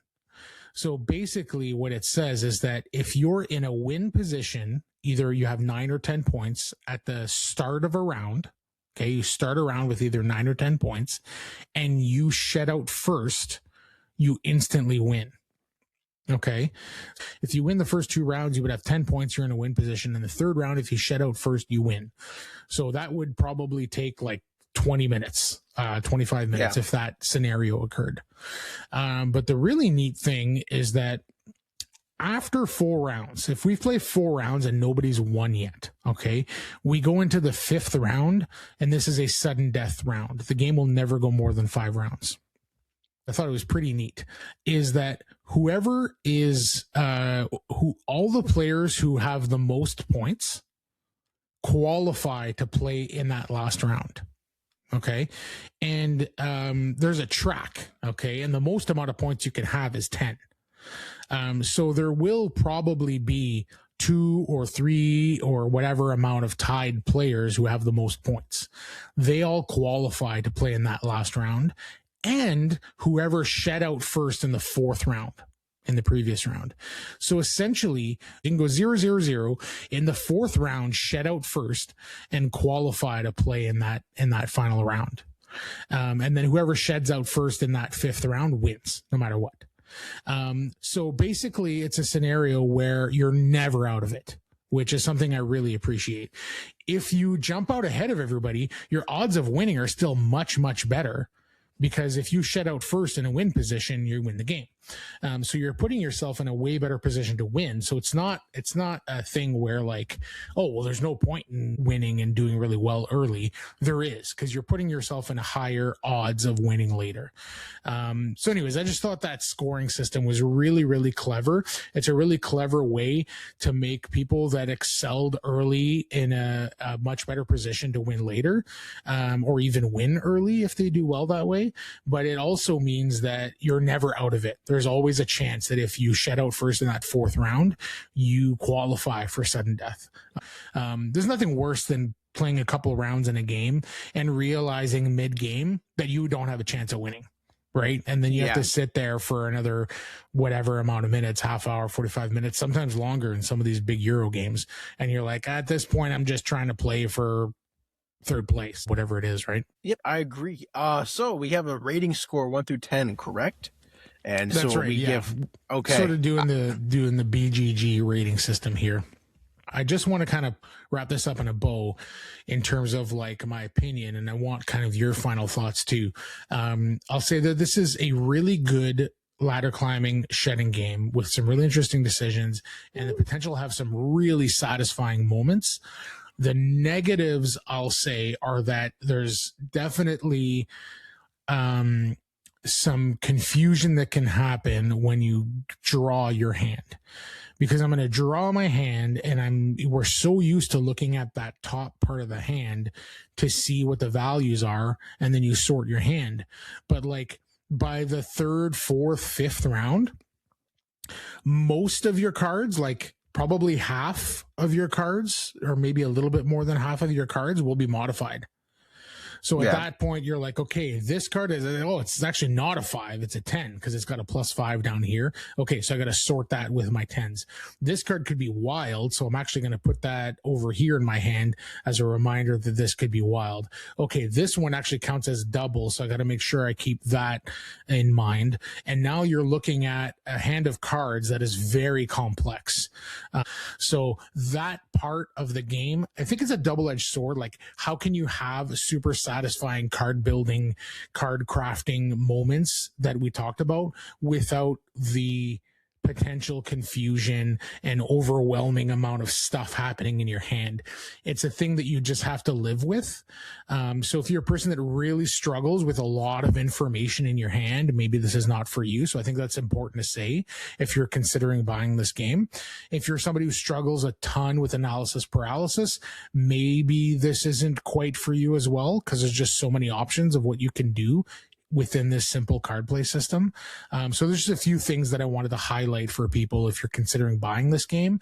But if those two things don't scare you and you're okay with like tons of information in your hand and parsing that and keeping that organized in your head, super cool game. Very, very interesting gimmick. A lot of fun to be had. That's kind of my general overall thoughts of it. Anything to add there, Josh, before we give our scores? Yeah, I think the biggest thing to know is that this game is in a genre where system mastery is a very big thing. People play bridge, spades, hearts, and even games like Scout because there is a system mastery to it. There is a rhythm and flow. It's almost like a dance in the hand of how you should play your cards and what things you should be doing. Now, some people don't like that. A lot of gamers actually in the hobby don't necessarily like that. But people who play games like Splotter on the heavier side, this is kind of the opposite side where you have a card in your hand, you know exactly how you should play it out, and there's a satisfaction to that. You know, there's a really good feeling that I get when I play Scout. Like, okay, I know exactly how I need to play this hand right now. I may not win this round, but doesn't mean I'm not going to win the game. And it's that kind of knowledge that really sends lots of these games into the stratosphere and longevity. I don't think this has that because of what you said of all the factors. Purposely disrupts that. It right? does. Like Absolutely things can does. change so much and so quickly that you cannot master the system, because like no matter how good of a thing that I can do and how well I play my hand, the next person can alter their hand at a moment's notice and kind of change things altogether. So yeah, you're absolutely right. This is it's sort of like when I reviewed Origin Story. Have you played Origin Story? So it kind of falls similarly into that. It's like Origin Story is a trick taking game, right? So like you sit down at the table and you're like, okay, I love trick taking game, let's do this. So you're thinking like following suit and card counting and playing my hand out just right so that I win exactly the tricks that I want to win or whatever. And then Origin Story, the way that game plays, it's the Wild West, man. Like people have abilities and card abilities and things change so fast. This isn't quite to that level. But yeah, if you go into Origin Story thinking I'm playing a traditional trick taking game and I can bring all my trick taking skills to the table to win, you've got another thing coming. And I think sorely mistaken. Yeah. And I think that Ruins sort of disrupts that shedding system in a way that if you can embrace it and have fun with it is a blast. Don't get me wrong. I love Origin Story, but not because it's a trick taking game. Or not only because it's a trick taking game, if that makes sense. Josh, let's hear your score. So my score is a 6 out of 10. Okay. Now, a lot of people for some reason think when they see a 6, it's a bad game. I don't know where this came from. I mean, 6 is a fine game. It's a positive score, yeah. Yeah, it's a positive score. I like Ruins, but as objectively, and it's a good game. It deserves to be above 5, deserves to be passing higher than average game. Just subjectively for me, I like the system mastery and small trick taking and card shedding games. I like being able to go back and like really dig into like, hey, how is the rhythm and flow supposed to work? And Right. Ruins doesn't do that, but I respect that it understands it's not there to do that. So I can even say 6.5. Do you take decimals? Sure. Yeah. Okay, absolutely. I'll say a 6.5 higher than that. It's a 6.5. It's something like I know who wants to play. It's the people who like, who maybe don't like the system mastery type games, but maybe like having games where there's lots of combinations to go off. It's great. It's great for that person. It's just subjectively and objectively to me, it's a 6.5, which is a perfectly good score. If you see a game with 6.5 on Board Game Geek, I'm still going to try it because I know that it knows what it's supposed to be. So that's good. Yeah, if I'm like on the fence about a game and not sure mechanisms and all this other stuff, like a 6.5 is sort of the floor of like, okay, like there's enough people that like this that if I like the mechanisms and I like the designer and I like the theme and et cetera, I'll probably dig it. You know what I mean? And I'm looking at the BGG kind of star rating system, and I usually look at the little descriptions to make sure, because I try to be honest to that more than anything. So there are descriptions right in BGG for how many stars. So if it's 1 star, it says awful, defies game description. And if it's a 10, it's outstanding, will always enjoy playing. And a 6 is okay, I will play if in the mood. And then, a 7 is good, usually willing to play. I have this as an 8, very good, enjoy playing and would suggest it. So this is after 5 or 6 plays, maybe. And still very recent. So there might be a recency bias in that. If you check with me in a year from now, it might go down a touch. But as of right now, I think it's very good for the reasons that I outlined. Enjoy playing it and would suggest it. But there's a lot of, it's not going to be a staple for me in like my traditional card game type games like my Scouts, even DN Up, which I've been playing a ton of lately, I think is going to be a staple, and a bunch of the trick taking games that I've talked about extensively on this podcast. But yeah, I have this as an 8. I think it's very good. I think the gimmick is fun enough and creates moments that I seek in board gaming, and so I will seek those moments in Ruins going forward. All right, so let's get to the final stretch of the episode here and talk about 1999's The Mummy. The Mummy follows adventurer Rick O'Connell and librarian Evelyn Carnahan as they uncover the lost city of Hamunaptra and accidentally unleash an ancient cursed mummy with a serious grudge. What follows is a perfect mix of action, horror, comedy, and Brendan Fraser running from increasingly upsetting bugs while someone slowly realizes they may have doomed humanity. I guess while everyone slowly realizes, I wrote this myself, but apparently I can't read it. It's okay. It's late. Released in 1999. Yeah, it is late. Released in 1999, one of the most infamous years of movies. I don't know if you know this, but like 1999 is a crazy year of like a combination of like incredibly great movies, but also a whole bunch of really iconic and important movies, even if maybe they weren't great. But there's a book that I read called 1999, The Best Movie Year Ever. Really interesting. What were the other movies? Man, the list is endless, but like off the top of my head, The Matrix, Blair Witch Project, Star Wars Episode 1. Yes. Election, Stanley Kubrick's last movie, Eyes Wide Shut. Let me, just for fun here, see if there's I'm trying to see if I can find.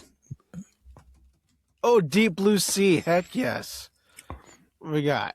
I'm looking all over this right now. Like, Yeah, there's a list on. Okay, yeah. So Fight Club, The Mummy, Star Wars Episode 1, The Matrix, The Green Mile, Eyes Wide Shut, The Sixth Sense, 10 Things I Hate About You, American Beauty, American Pie, Magnolia, Cruel Intentions, Office Space, Notting Hill, Toy Story 2, Blair Witch Project, Galaxy Quest, Girl Interrupted, Dogma, The Talented Mr. Ripley, The Iron Giant, She's All That, The Virgin Suicides, The Insider, Double Jeopardy, Sleepy Hollow, Being John Malkovich, Go, Boondock Saints, Big Daddy, Drop Dead Gorgeous, Deep Blue Sea, Audition, The Ninth Gate, Bicentennial Man, Arlington Road. It's like they were so afraid of Y2K that they just released all these bangers. These movies are not all necessarily all bangers, right? Like Austin Powers, The Spy Who Shagged Me, Lake Placid. There's like these movies are not bangers. They're mostly bangers for sure. But whether you agree or not, they're bangers. They're all iconic. They're all important. They all fit a niche. Like there are people who love at all of these movies, right? Anyways, 1999 Best Movie Year Ever is a really interesting book that I read, and ever since then, anytime a 99 movie comes up, I'm like, yes, that makes sense. Okay, released in 99, directed by Steven Sommers, stars Brendan Fraser, Rachel Weisz, I never know how to pronounce her name, and John Hannah. Rotten Tomatoes score of 62, a little bit low, lower than I expected on Rotten Tomatoes. The audience scores a little bit higher, 75%. Letterboxd is a lot more forgiving. It's a 3.4 out of 5. Which makes a lot more sense than I think the Rotten Tomatoes score. And then the IMDb score is 7.1. One thing to note about the differences with Rotten Tomatoes and Letterboxd is like Letterboxd is meant to be a overall quality score from people, whereas the Rotten Tomatoes critics score and even the audience score is straight up a thumbs up or a thumbs down. So if 62% of critics give it a thumbs up, right? So those critics might rate it an 8 or a 9 out of 10 or whatever, but 62% of critics gave it a thumbs up or gave it a positive review, if that makes sense. So it's barely fresh, but just something important to kind of note when we're talking about these Rotten Tomatoes scores. So that is kind of a synopsis and a little bit of information on The Mummy. I took most of the lead on Ruin, so I'll let you start with your general thoughts and anywhere you want to start the conversation on The Mummy. So this movie has a great history with me. And here's the history is that for almost 29 years, and it's not nearly as long, but I think almost 25 years, I refused to watch this movie. And here's why. I was terrified as a kid. I was born in 96. So this came out when I was 3 or 4. I wanted to watch big kid movies with my brother and my cousin. They loved this movie. My brother and my cousin, who I'm really close with, we grew up around each other. They adore this movie. And my dad adores this movie too. And this movie scared the ever-living heck out of me. And so I had nightmares about this, Matt, about this movie. Like the one part in the movie where the scarabs are still freaking me out a little bit, like the scarabs and how they move and stuff. I use that in my RPGs when I'm describing like small rats. Like, you ever seen The Mummy? Yeah. It's like the scarabs. Everyone who knows that, literally there was one time I was playing Call of Cthulhu with a bunch of guys. And all these cats were coming at them that were like evil cats. And I said, you know how the scarabs move in the 1999's The Mummy? Everyone's like, oh yeah, they move like that. Everyone immediately had a reaction like, oh no! Like literally all these guys who are my age are like, no! Like a visceral reaction because we had that shared connection. And so I didn't watch this. And I watched this movie in bits and pieces throughout the years. And today, the day before we did this, was the first day I actually watched the full thing all the way through. No way! Oh, yeah, that's fun. I've known what the plot is. I could tell you what the plot is, but I realized, let's watch The Mummy. So are you still a scaredy cat in general with horror movies as an adult here? Yes and no. Yes and no. Like there are some things like I don't like a lot of gore for one thing. I'm not a gore guy. That's fair. So slashers aren't a thing for me. Things that are overly gratuitous, it's just not for me. but there's so much I appreciate about horror and the cinematography behind it, because lots of movies can get away with being subpar. Like horror can't. Like it has to invoke emotion in order to have longevity it needs. Like you were talking about with Obsession, you know, I am confident. I haven't seen it, but I'm confident. Like there are things about the way it's shot, written, and paced that if it wasn't perfect, and obviously it was not perfect, but if it wasn't done correctly, it wouldn't have the success it's having now. For sure. And you know, with what I really like about this movie, it still creeps me out in some ways, but I'm not like scared of it anymore because I appreciate more. I'm a grown man now, so I'm not scared of it. But like, it's I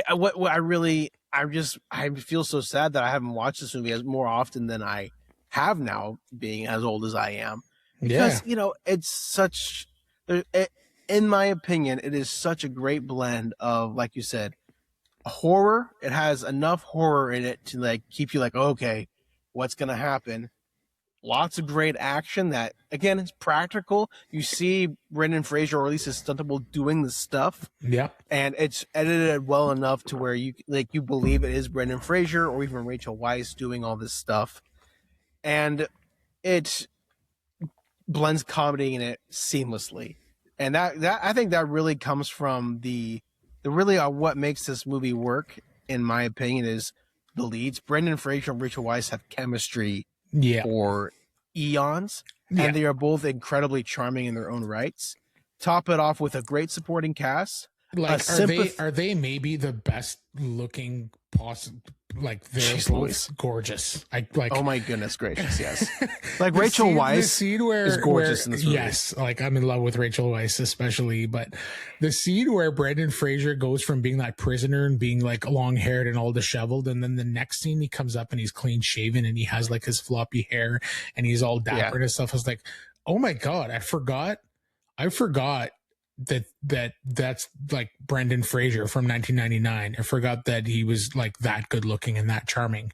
I mean, he was a Han Solo. Like, I mean, they're in Hollywood. This is probably, I don't know if this is a real thing, but it's really hard to cast a scoundrel and do it convincingly. A likable scoundrel. Yeah. Yeah. So like, Harrison Ford can do that really easily with Indiana Jones and Han Solo. Brendan Fraser was very good at it in Rick O'Connell. And recently, like the most recent one I can think of was probably Chris Pratt for a while. And they he was, you know, Jurassic World and, you know, Guardians of the Galaxy. And I honestly think that Brendan Fraser is my favorite, just because I think he does it super well in this movie. And again, with Rachel Weisz, because the scoundrel needs the partner to play off of. Rachel Weisz just goes toe to toe with him so well. Yeah, that, you know, it just and that's another thing. Like that scene in the movie, I think was what makes the chemistry and the relationship work. Is that, you know, sometimes it's the guy has googly eyes for the girl. And in this scene, you know, like Rachel Weisz is like, wow, she's like flabbergasted. It's obvious they're both attracted to each other, and you hope it be. Yeah, I mean, they're both. I mean, have you seen George of the Jungle? Off scene with Brendan Fraser. Yeah, like how ripped he was. Not like, since it came out when I was dude, whatever 12 jacked. Or something. Dude was jacked, man. So like, he is a fit dude, but. And like, you know, this relationship they have that feels natural, it builds, they play off each other. And, you know, mixed with like John Hannah is great in this movie, and the supporting cast, the characters all do their jobs and they come to work. And, you know, they have Benny. I forgot what the actor whose name is Benny was, but you just have the biggest D-bag in all of the film. One of them at least. Like, this dude, like, Imhotep is a great villain because he is sympathetic. Like, he's doing this because he loves this woman, and you know, so that's what makes him a good villain in that way. It's like, okay, you understand why he's doing this, but he still can't end the world, dude. Calm down. But Benny is just so unredeemably just douchey. Like, he just for himself, he's all by himself, and when he like gets his in the end, it is satisfying. Like, okay, it's funny how meta they get with it too. Like Rachel Weisz literally like 4 minutes earlier says something along the lines of, you know, like scumbags like you always get what they deserve. And then she looks at him with this like look to be like, I'm serious. Like, it's coming for you. He's like, he literally has this like look of like being scared. And then like, of course, moments later, here it comes. Yeah. Yeah. But yeah, I just think like what makes this movie great, for one thing, it balances really well. When does this need to have action? When does there need to be a sprinkle of comedy? When does this need to be horror? When do we balance that horror out with, it's everything is seamless, in my opinion. Like one of my favorite scenes that I laugh out loud every time is when Brendan Fraser and Benny is working for Emotep. And Benny's like this guy who used to know Rick, and he betrayed him, and now he's working for Emotep, and he's trying to find this book, and Rick walks in. It's like, you doing some spring cleaning, Benny? Benny's like, oh, he tries to run room. Rick just picks up a chair and hooks it at him, just one arm over the hook, and he just goes, ah, and falls over. I laugh so hard because it's just so silly. He just wheel arms that chair and throws it at him.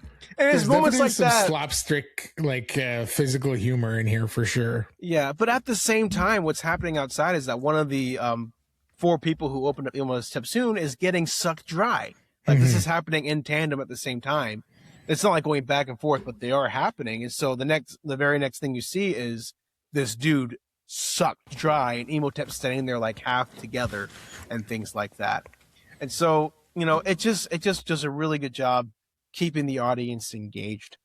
And I feel like it's really hard to do a good archaeology movie, like this kind of is. It is an archaeology action movie. Yep. And you think of Indiana Jones and the Mummy and things like that, but it's really hard to find other ones that do it good and make it enjoyable and bring in a large audience and stuff like that. Did you have any thoughts on what this movie's going to be? Start with my general thoughts. I agree with all of that. I think it's like a prototypical 90s action adventure thriller. It's like just silly enough and just wacky enough and just funny enough. And at some point in the mid 2000s, they decided that if everything had to be serious and more serious. So now all the movies are John Wick's and I think maybe Jason Bourne was one of the main catalysts of that, the success that trilogy had kind of shot us into a more serious, more grounded hand-to-hand combat gun fu, again, very serious, kind of action movie where, in the 90s, we were much more likely to have Arnold movies with really silly, one-liners, and movies like this one or The Fifth Element. There's just The Phantom. Yeah. At some point, action movies got really serious. And though I loved a lot of those action movies, this was really fun to revisit and kind of live back in that time where movies could be a great action movie and have a bunch of thrills and have a bunch of horror, but also be silly and wacky and have fun. And it does feel a little bit dated in that way sometimes, like the gag where the guy loses his glasses. Yeah. And as a person who wears glasses now, I find it even funnier. But he loses his glasses and literally cannot see anything. He's acting like he's 100% blind. Literally hands in front of his. Yeah, he was walking around with his hands in front of him as if he can't see 2 feet in front of himself, right?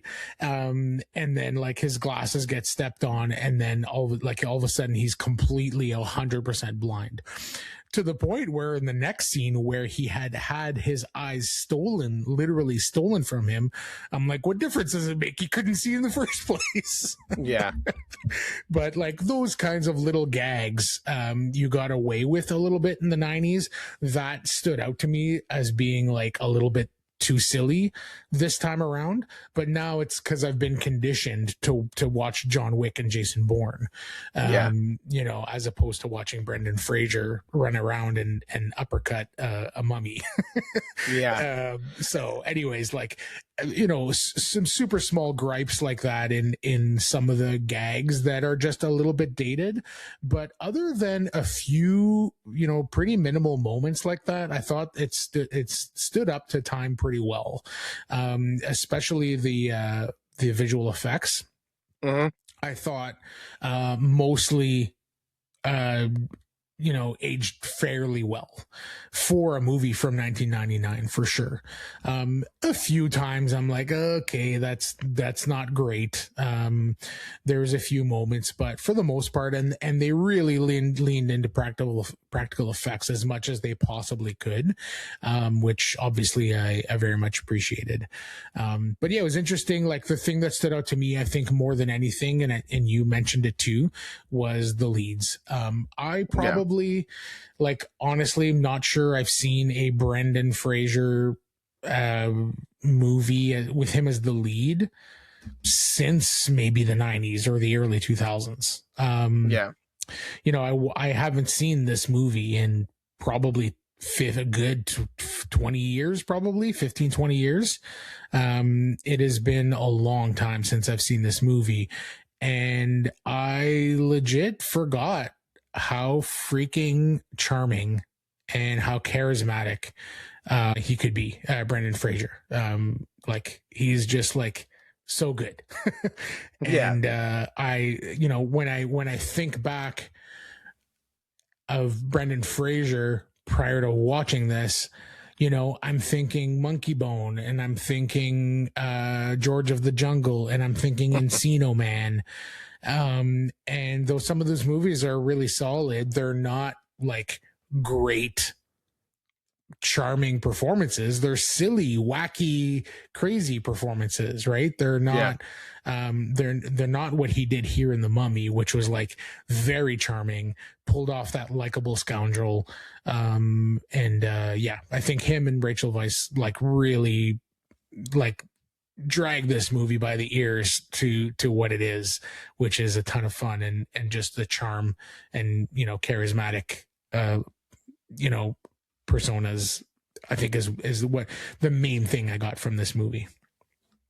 Yeah, it really does a good job. I mean, I think my favorite moment of the movie is when you first meet the mummy. Like, he just taken the guy's eye, as we were talking about. Yeah, that was the trope I didn't like. I was like, I mean, I get why they had to do that, but like, it didn't take me out of it. But I was like, okay, they could have done that differently looking back at it. But it was after this moment where he's taking the eye and the guy's tongue, and they all run in and try to save Evie, and they see the mummy for the first time, this creature, and it goes and screams at him, screams at Rick really loud. And normally in the movies, everyone goes, oh, but no, Rick looks at him and just screams right back. You're just like, so yes, funny. It's so great. Like, that's to me, it just makes my heart happy that describes the tone of the movie. Like, here's this horrible thing that's happening, but this guy who's the lead is crazy enough and confident that he's just going to scream right back at it and figure a way out. So, I mean, yeah, I think everything you're saying is true. It holds up. Because the things that when they don't have to use CGI, they don't use CGI. And so I think, for me personally, I can be more forgiving of movies that have to use CGI for the big set pieces and may not look as great nowadays. It's like, okay, I can forgive it because everything else is really believable. But yeah, I mean, I think this is a product of its time that still is really a fun watch. That is a popcorn flick. It's properly traumatized me. I think every kid needs to be properly traumatized by some movies as they grow up. It traumatized me along with like Secret of Nim, Once Upon a Forest in Fern Gully. It's in that kind of zeitgeist for me. But yeah, it was a formative movie for me that I haven't watched until recently again. And, you know, I'm really happy that I got to see it all the way through for the first time again. And now I'm just going to keep watching it in the background of my restaurant, just on the TV we have in there. I can look back and like, haha, this is a good part and stuff like that. Yeah. Yeah, it's way better than I was expecting it to be. I again hadn't watched it since maybe within a couple of years of it coming out. I probably watched it in the early 2000s and not since. So it's probably been 20 years. Yeah, this is the movie that this is the movie that when a mummy movie comes out, this is what everyone compares it to. This all the discourse online with Tom Cruise's The Mummy, this Lee Cronin's The Mummy, the Scorpion King movies, anything that has to do anything with that kind of mummy, everyone invariably, in my opinion, compares it to the 1999 movie. Is it going to be as good as this? So far, it hasn't been anywhere close anywhere. Tom Cruise's Mummy was, I haven't, it's the biggest upsetting thing for me because they were so confident they're going to have this dark universe. They put it in the movie, and it's never going to happen now, which makes me sad. But this for lots of these kind of, they use these classic, I call them universal monster type movies. This is a staple for a lot of people of how you could take a classic monster, reinvent it, and execute it. Yeah, it's sort of funny if we think about the classic universal monsters. Is this the only one with a clearly formative, obvious, iconic movie? There's the original Frankenstein, but that's a black and white 100-year-old beyond movie. the classic ones, the only one I could think of is The Invisible Man with Elizabeth, what's her name? She's a Handmaid's Tale person. Elizabeth Moss? Oh, right. Yeah. Okay. That's the only one I can think of. It's really good, but is it iconic? What does that even look like? And he's invisible, I know, but there's no is there an image that comes to your head? There's not. There's not, because in this movie it's the giant sand face. It was really, really good. Yeah. But there's not even can you even think of an image to be that movie is iconic in any way? You know what I mean? I mean, for me, I personally think of the chair that's indented, but no one's in it. Yeah. So, but I get what you mean. If you put that compared to the giant sand face that is in The Mummy, nowhere close. Everyone's gonna know what the sand face is. And is there a Dracula movie? Nosferatu might be the closest thing to even the original or whatever. I mean, as far as Dracula goes, I guess there's the Bram Stoker's Dracula, the Francis Ford Coppola one, but that thing was really wacky, and for some people, there's Van Helsing too, but that's really niche. It's Van Helsing, and Dracula Untold was another attempt at that was just okay. Yeah. The classic Universal monsters struggle so hard. Yeah, which is unfortunate because the characters are super iconic. Everybody knows them, but not from a movie, not from a formative, iconic film. The Mummy is the closest thing. But anyways, which is sad. Interesting. Yeah. I really dug it. I think when we reviewed Project Hail Mary on a recent episode, great movie. That movie felt like an 80s or 90s adventure blockbuster, summer blockbuster adventurous romp, that The Mummy is that's one of the prototypes of that kind of genre. And so it was fun to review Project Hail Mary because it's the first one in a long time that felt from that era, right? But it was just modernized a little bit or whatever. Yeah. I think movies are starting to go back to that. I think Hollywood, the machine, is starting to realize that we have lots of Marvel fatigue after Endgame, because that for a long time it was Marvel, because we had a story that everyone was invested in. Endgame ended, Marvel fumbled, even though I still like some of the projects afterwards. COVID happened, and it's just there's not these things that we're excited to go to anymore. All these major IPs like Star Wars and that we love still are just not attracting us because we're just going to wait to see what happens. But, I think with things like Project Hail Mary, Obsession is another one that's recent memory. Weapons, Barbarian, horror, lots of horror movies, to be honest, are just really bringing people back to the theater, because I think I think people like new stuff for one, people taking a risk, and I don't know how to explain it. Go ahead. I think there's a few factors for sure. I think you're kind of on the right track, especially with horror.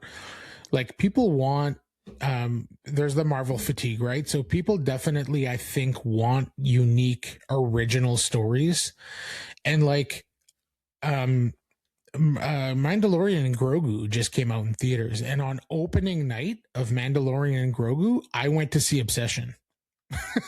Like, if you told me that, if you said that, like, Matt, you're in 10 years from now, you're on opening night, there's going to be a Star Wars movie about a Mandalorian and a Yoda-esque character, and you're not going to go see it, you're going to go see an indie horror movie.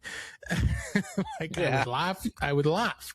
But, I want to see the unique, original horror movie more than I want to see another like mid Star Wars thing. And you know what? I'll watch Mandalorian and Grogu at some point. I might even go see it in theaters, and I'll probably like it, but I'm not excited. I'm not like, this is going to be the best ever. Like, I don't know if there's a franchise at all right now that, like, on opening night, I'm like excited for it. Dune, maybe the new Dune movie is the closest thing. Yeah. But otherwise, like, there's not a big franchise where I'm like, I've got to go opening night at all. But that's the thing, though. I think we're so used to being formulaic that we're sick of the Marvel formula, the Star Wars formula. We know what's gonna happen. Like, we gotta have there might be a few like sprinkles of like, oh, okay, but generally speaking, we know the feelings we're gonna feel.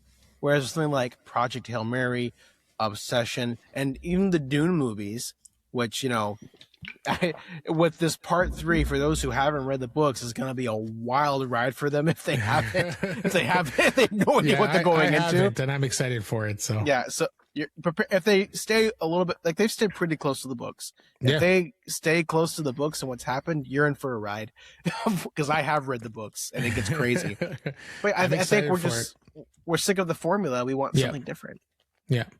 And I think the other factor of why, like, horror movies and more independent, smaller movies are doing really well, is just like straight up a financial one for the studios, where they're seeing numbers drop for box office. Theaters are not doing nearly as well as they did pre-COVID.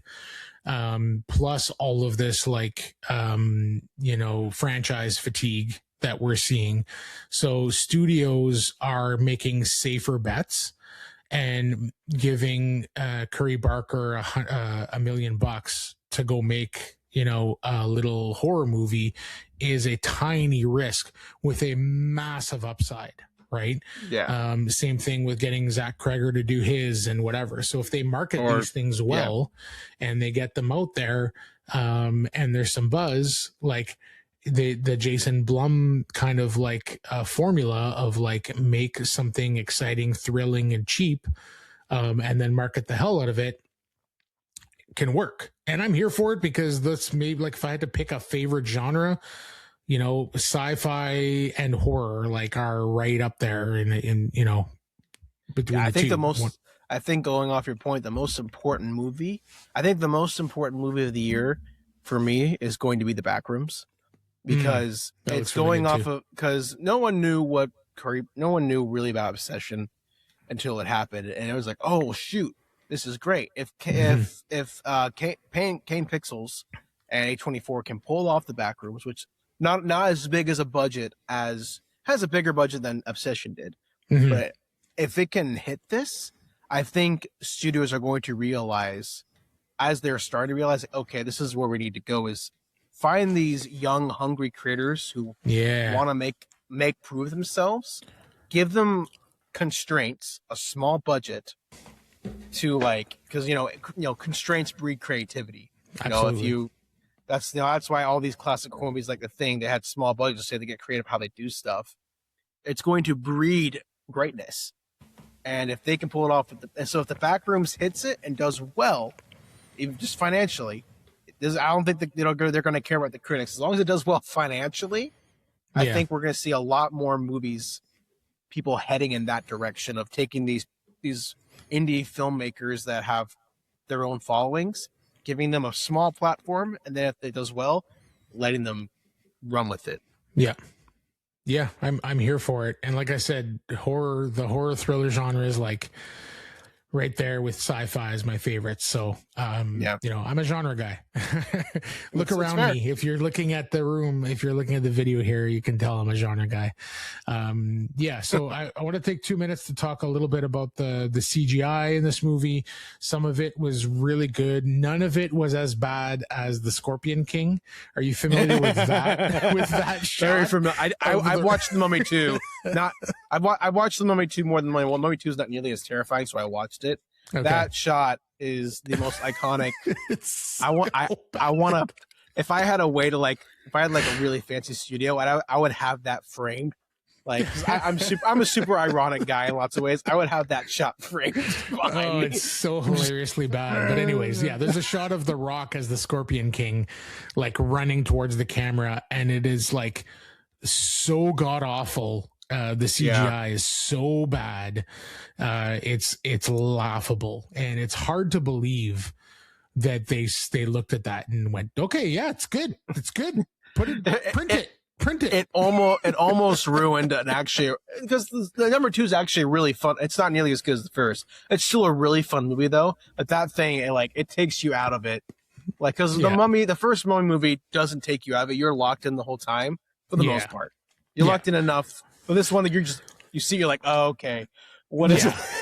The moments that were kind of iffy in The Mummy were overshadowed a million times by how good a lot of the other effects were and everything else that was happening in that movie. So, and speaking about visual effects, I was just looking at the IMDb page and I found a piece of information here I thought was really fun and interesting. So I'll read it out here. So Industrial Light and Magic, which is the ILM, the company started by George Lucas. They are basically maybe the biggest effects house in all of Hollywood for the last 40 years, 50 years. Steven Spielberg and George Lucas and a lot of these guys are maybe even owners and involved. And anyways, so Industrial Light and Magic jokingly created the Stephen Sommers scale. So Stephen Sommers is the director of The Mummy, to measure the extent of digital effects used in any given movie scene. So there are 4 parts of the scale from lowest to highest are what the shot needs, what the computers can handle. Oh my God, the computers are about to crash. And then the 4th level is what Steven wants. So apparently that there's a Steven Sommers scale of how much visual effects are in a shot, or in a movie. So, and if you look at Sommers, his other movies, Van Helsing, which you previously mentioned, G.I. Joe, Rise of Cobra, and then he obviously did I think 3 or maybe even 4 of the Mummy movies. He did 3 of them. He did all 3. Okay. Was there a 4th? I feel like there was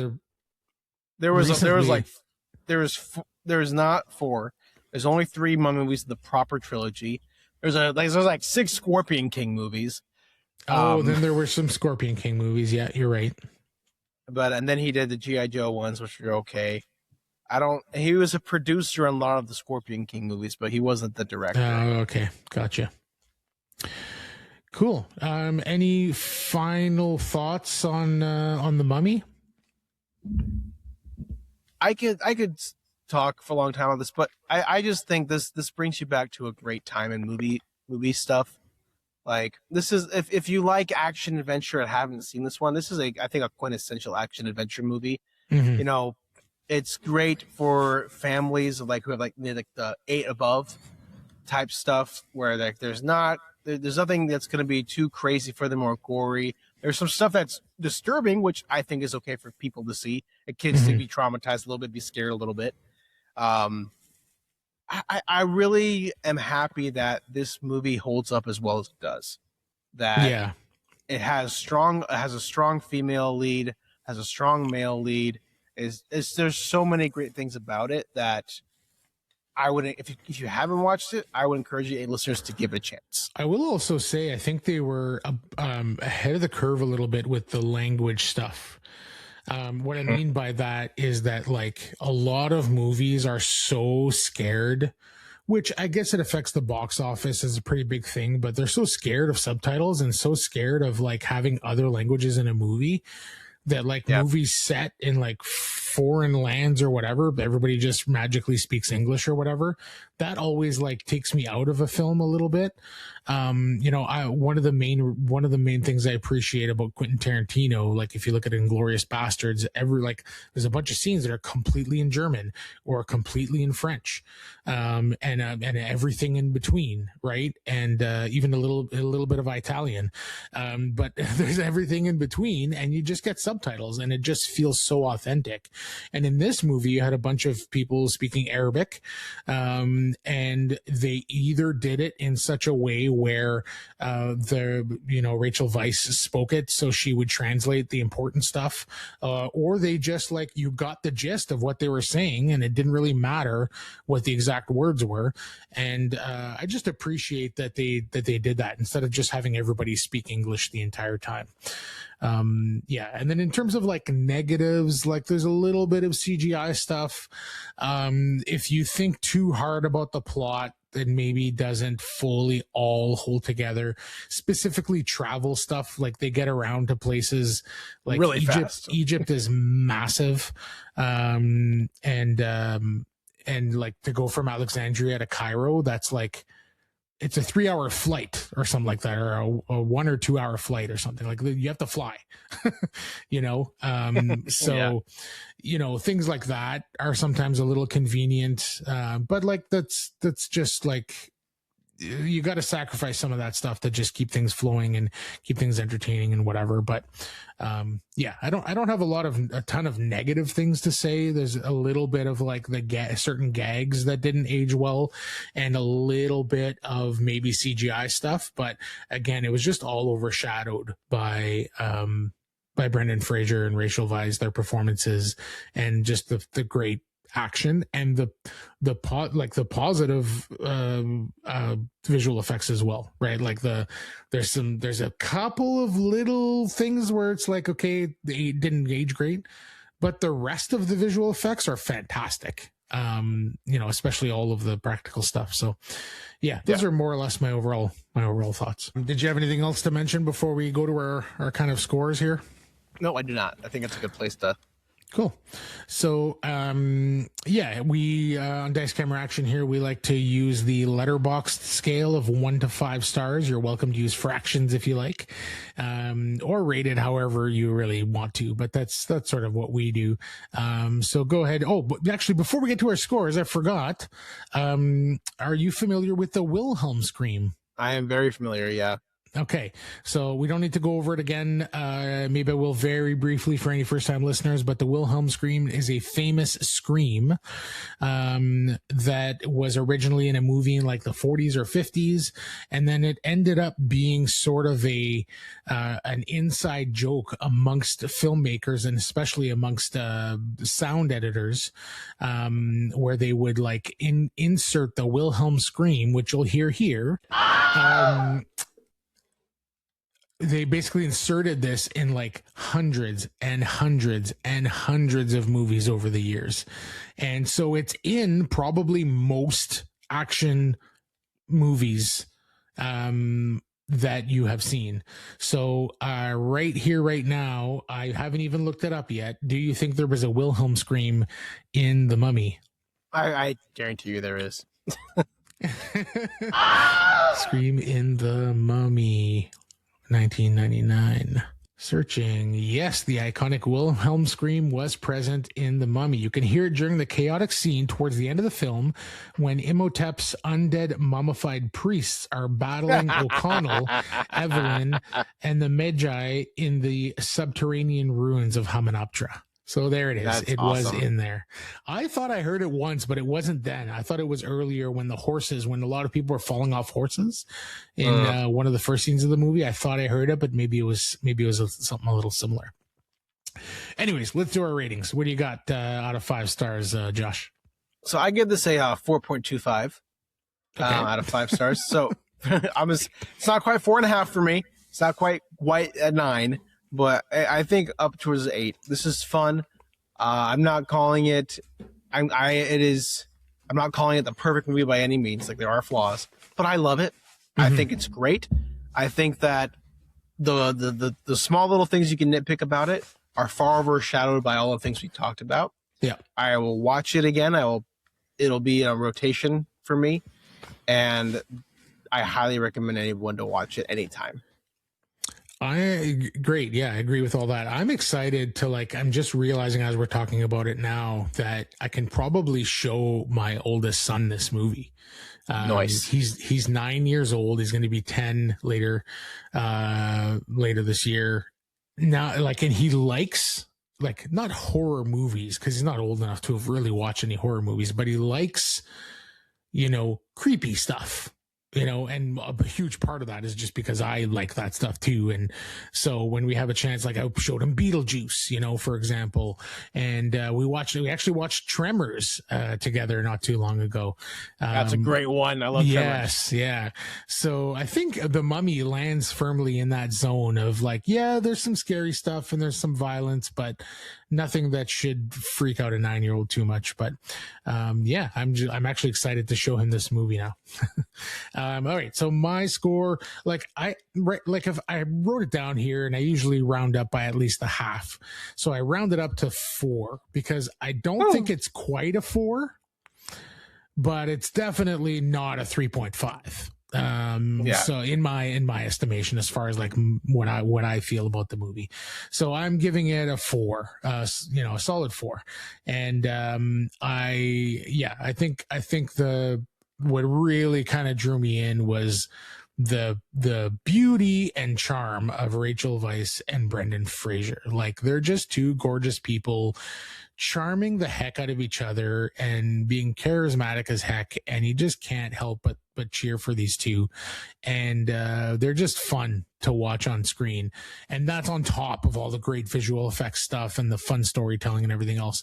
The other thing I didn't mention is that since the last time I've watched The Mummy, I've been to Egypt. I've been to the pyramids. Oh, that's cool. Went to Alexandria. I saw the ruins. I saw mummies, literal actual mummies. I got to take in a ton of that stuff since the last time. Now, this was granted, I went to Egypt somewhere in the early teens anyways, 12, 13, 14 years ago. So it's far enough in my memory, but it is really cool to have watched this movie now and seeing the pyramids and seeing some stuff and seeing the general set dressing and being oh yeah, I remember that vibe. And even the stuff at the hotels and stuff like that. I'm looking at it going yeah, that feels familiar. It feels like I've been in that sort of setting. So it was really cool to revisit a movie that is so Egyptian.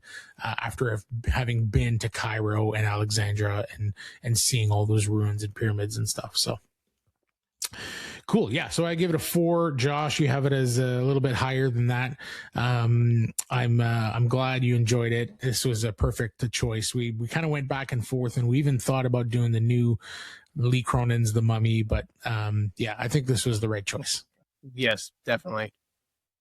It definitely wasn't going to be the Tom Cruise Mummy. That's for darn sure. Another time. Some movies are bad, but they're bad fun, and you just accept it, and it's part of the fun. That movie is bad. It's not good bad. Yeah. It's a sad bad. Sad bad. Yeah, perfect. Sounds like a perfect way to end the podcast. Thanks, Josh. This was super fun. If you enjoyed yourself, maybe you'll accept to do it again another time. Absolutely. I do it again. I love movies and board games. Let's start planning it immediately, and then in about 8 months from now, we'll record. It's perfect. Yes. All right, folks, if you're enjoying the podcast, please take a few minutes, rate, review, subscribe, whatever platform you're listening on. Follow me at Dice Camera Action Pod on Instagram, and email me at dicecameraactionpod@gmail.com with any feedback or suggestions. Thanks again, Josh. This was super fun, and we'll try to do it again soon.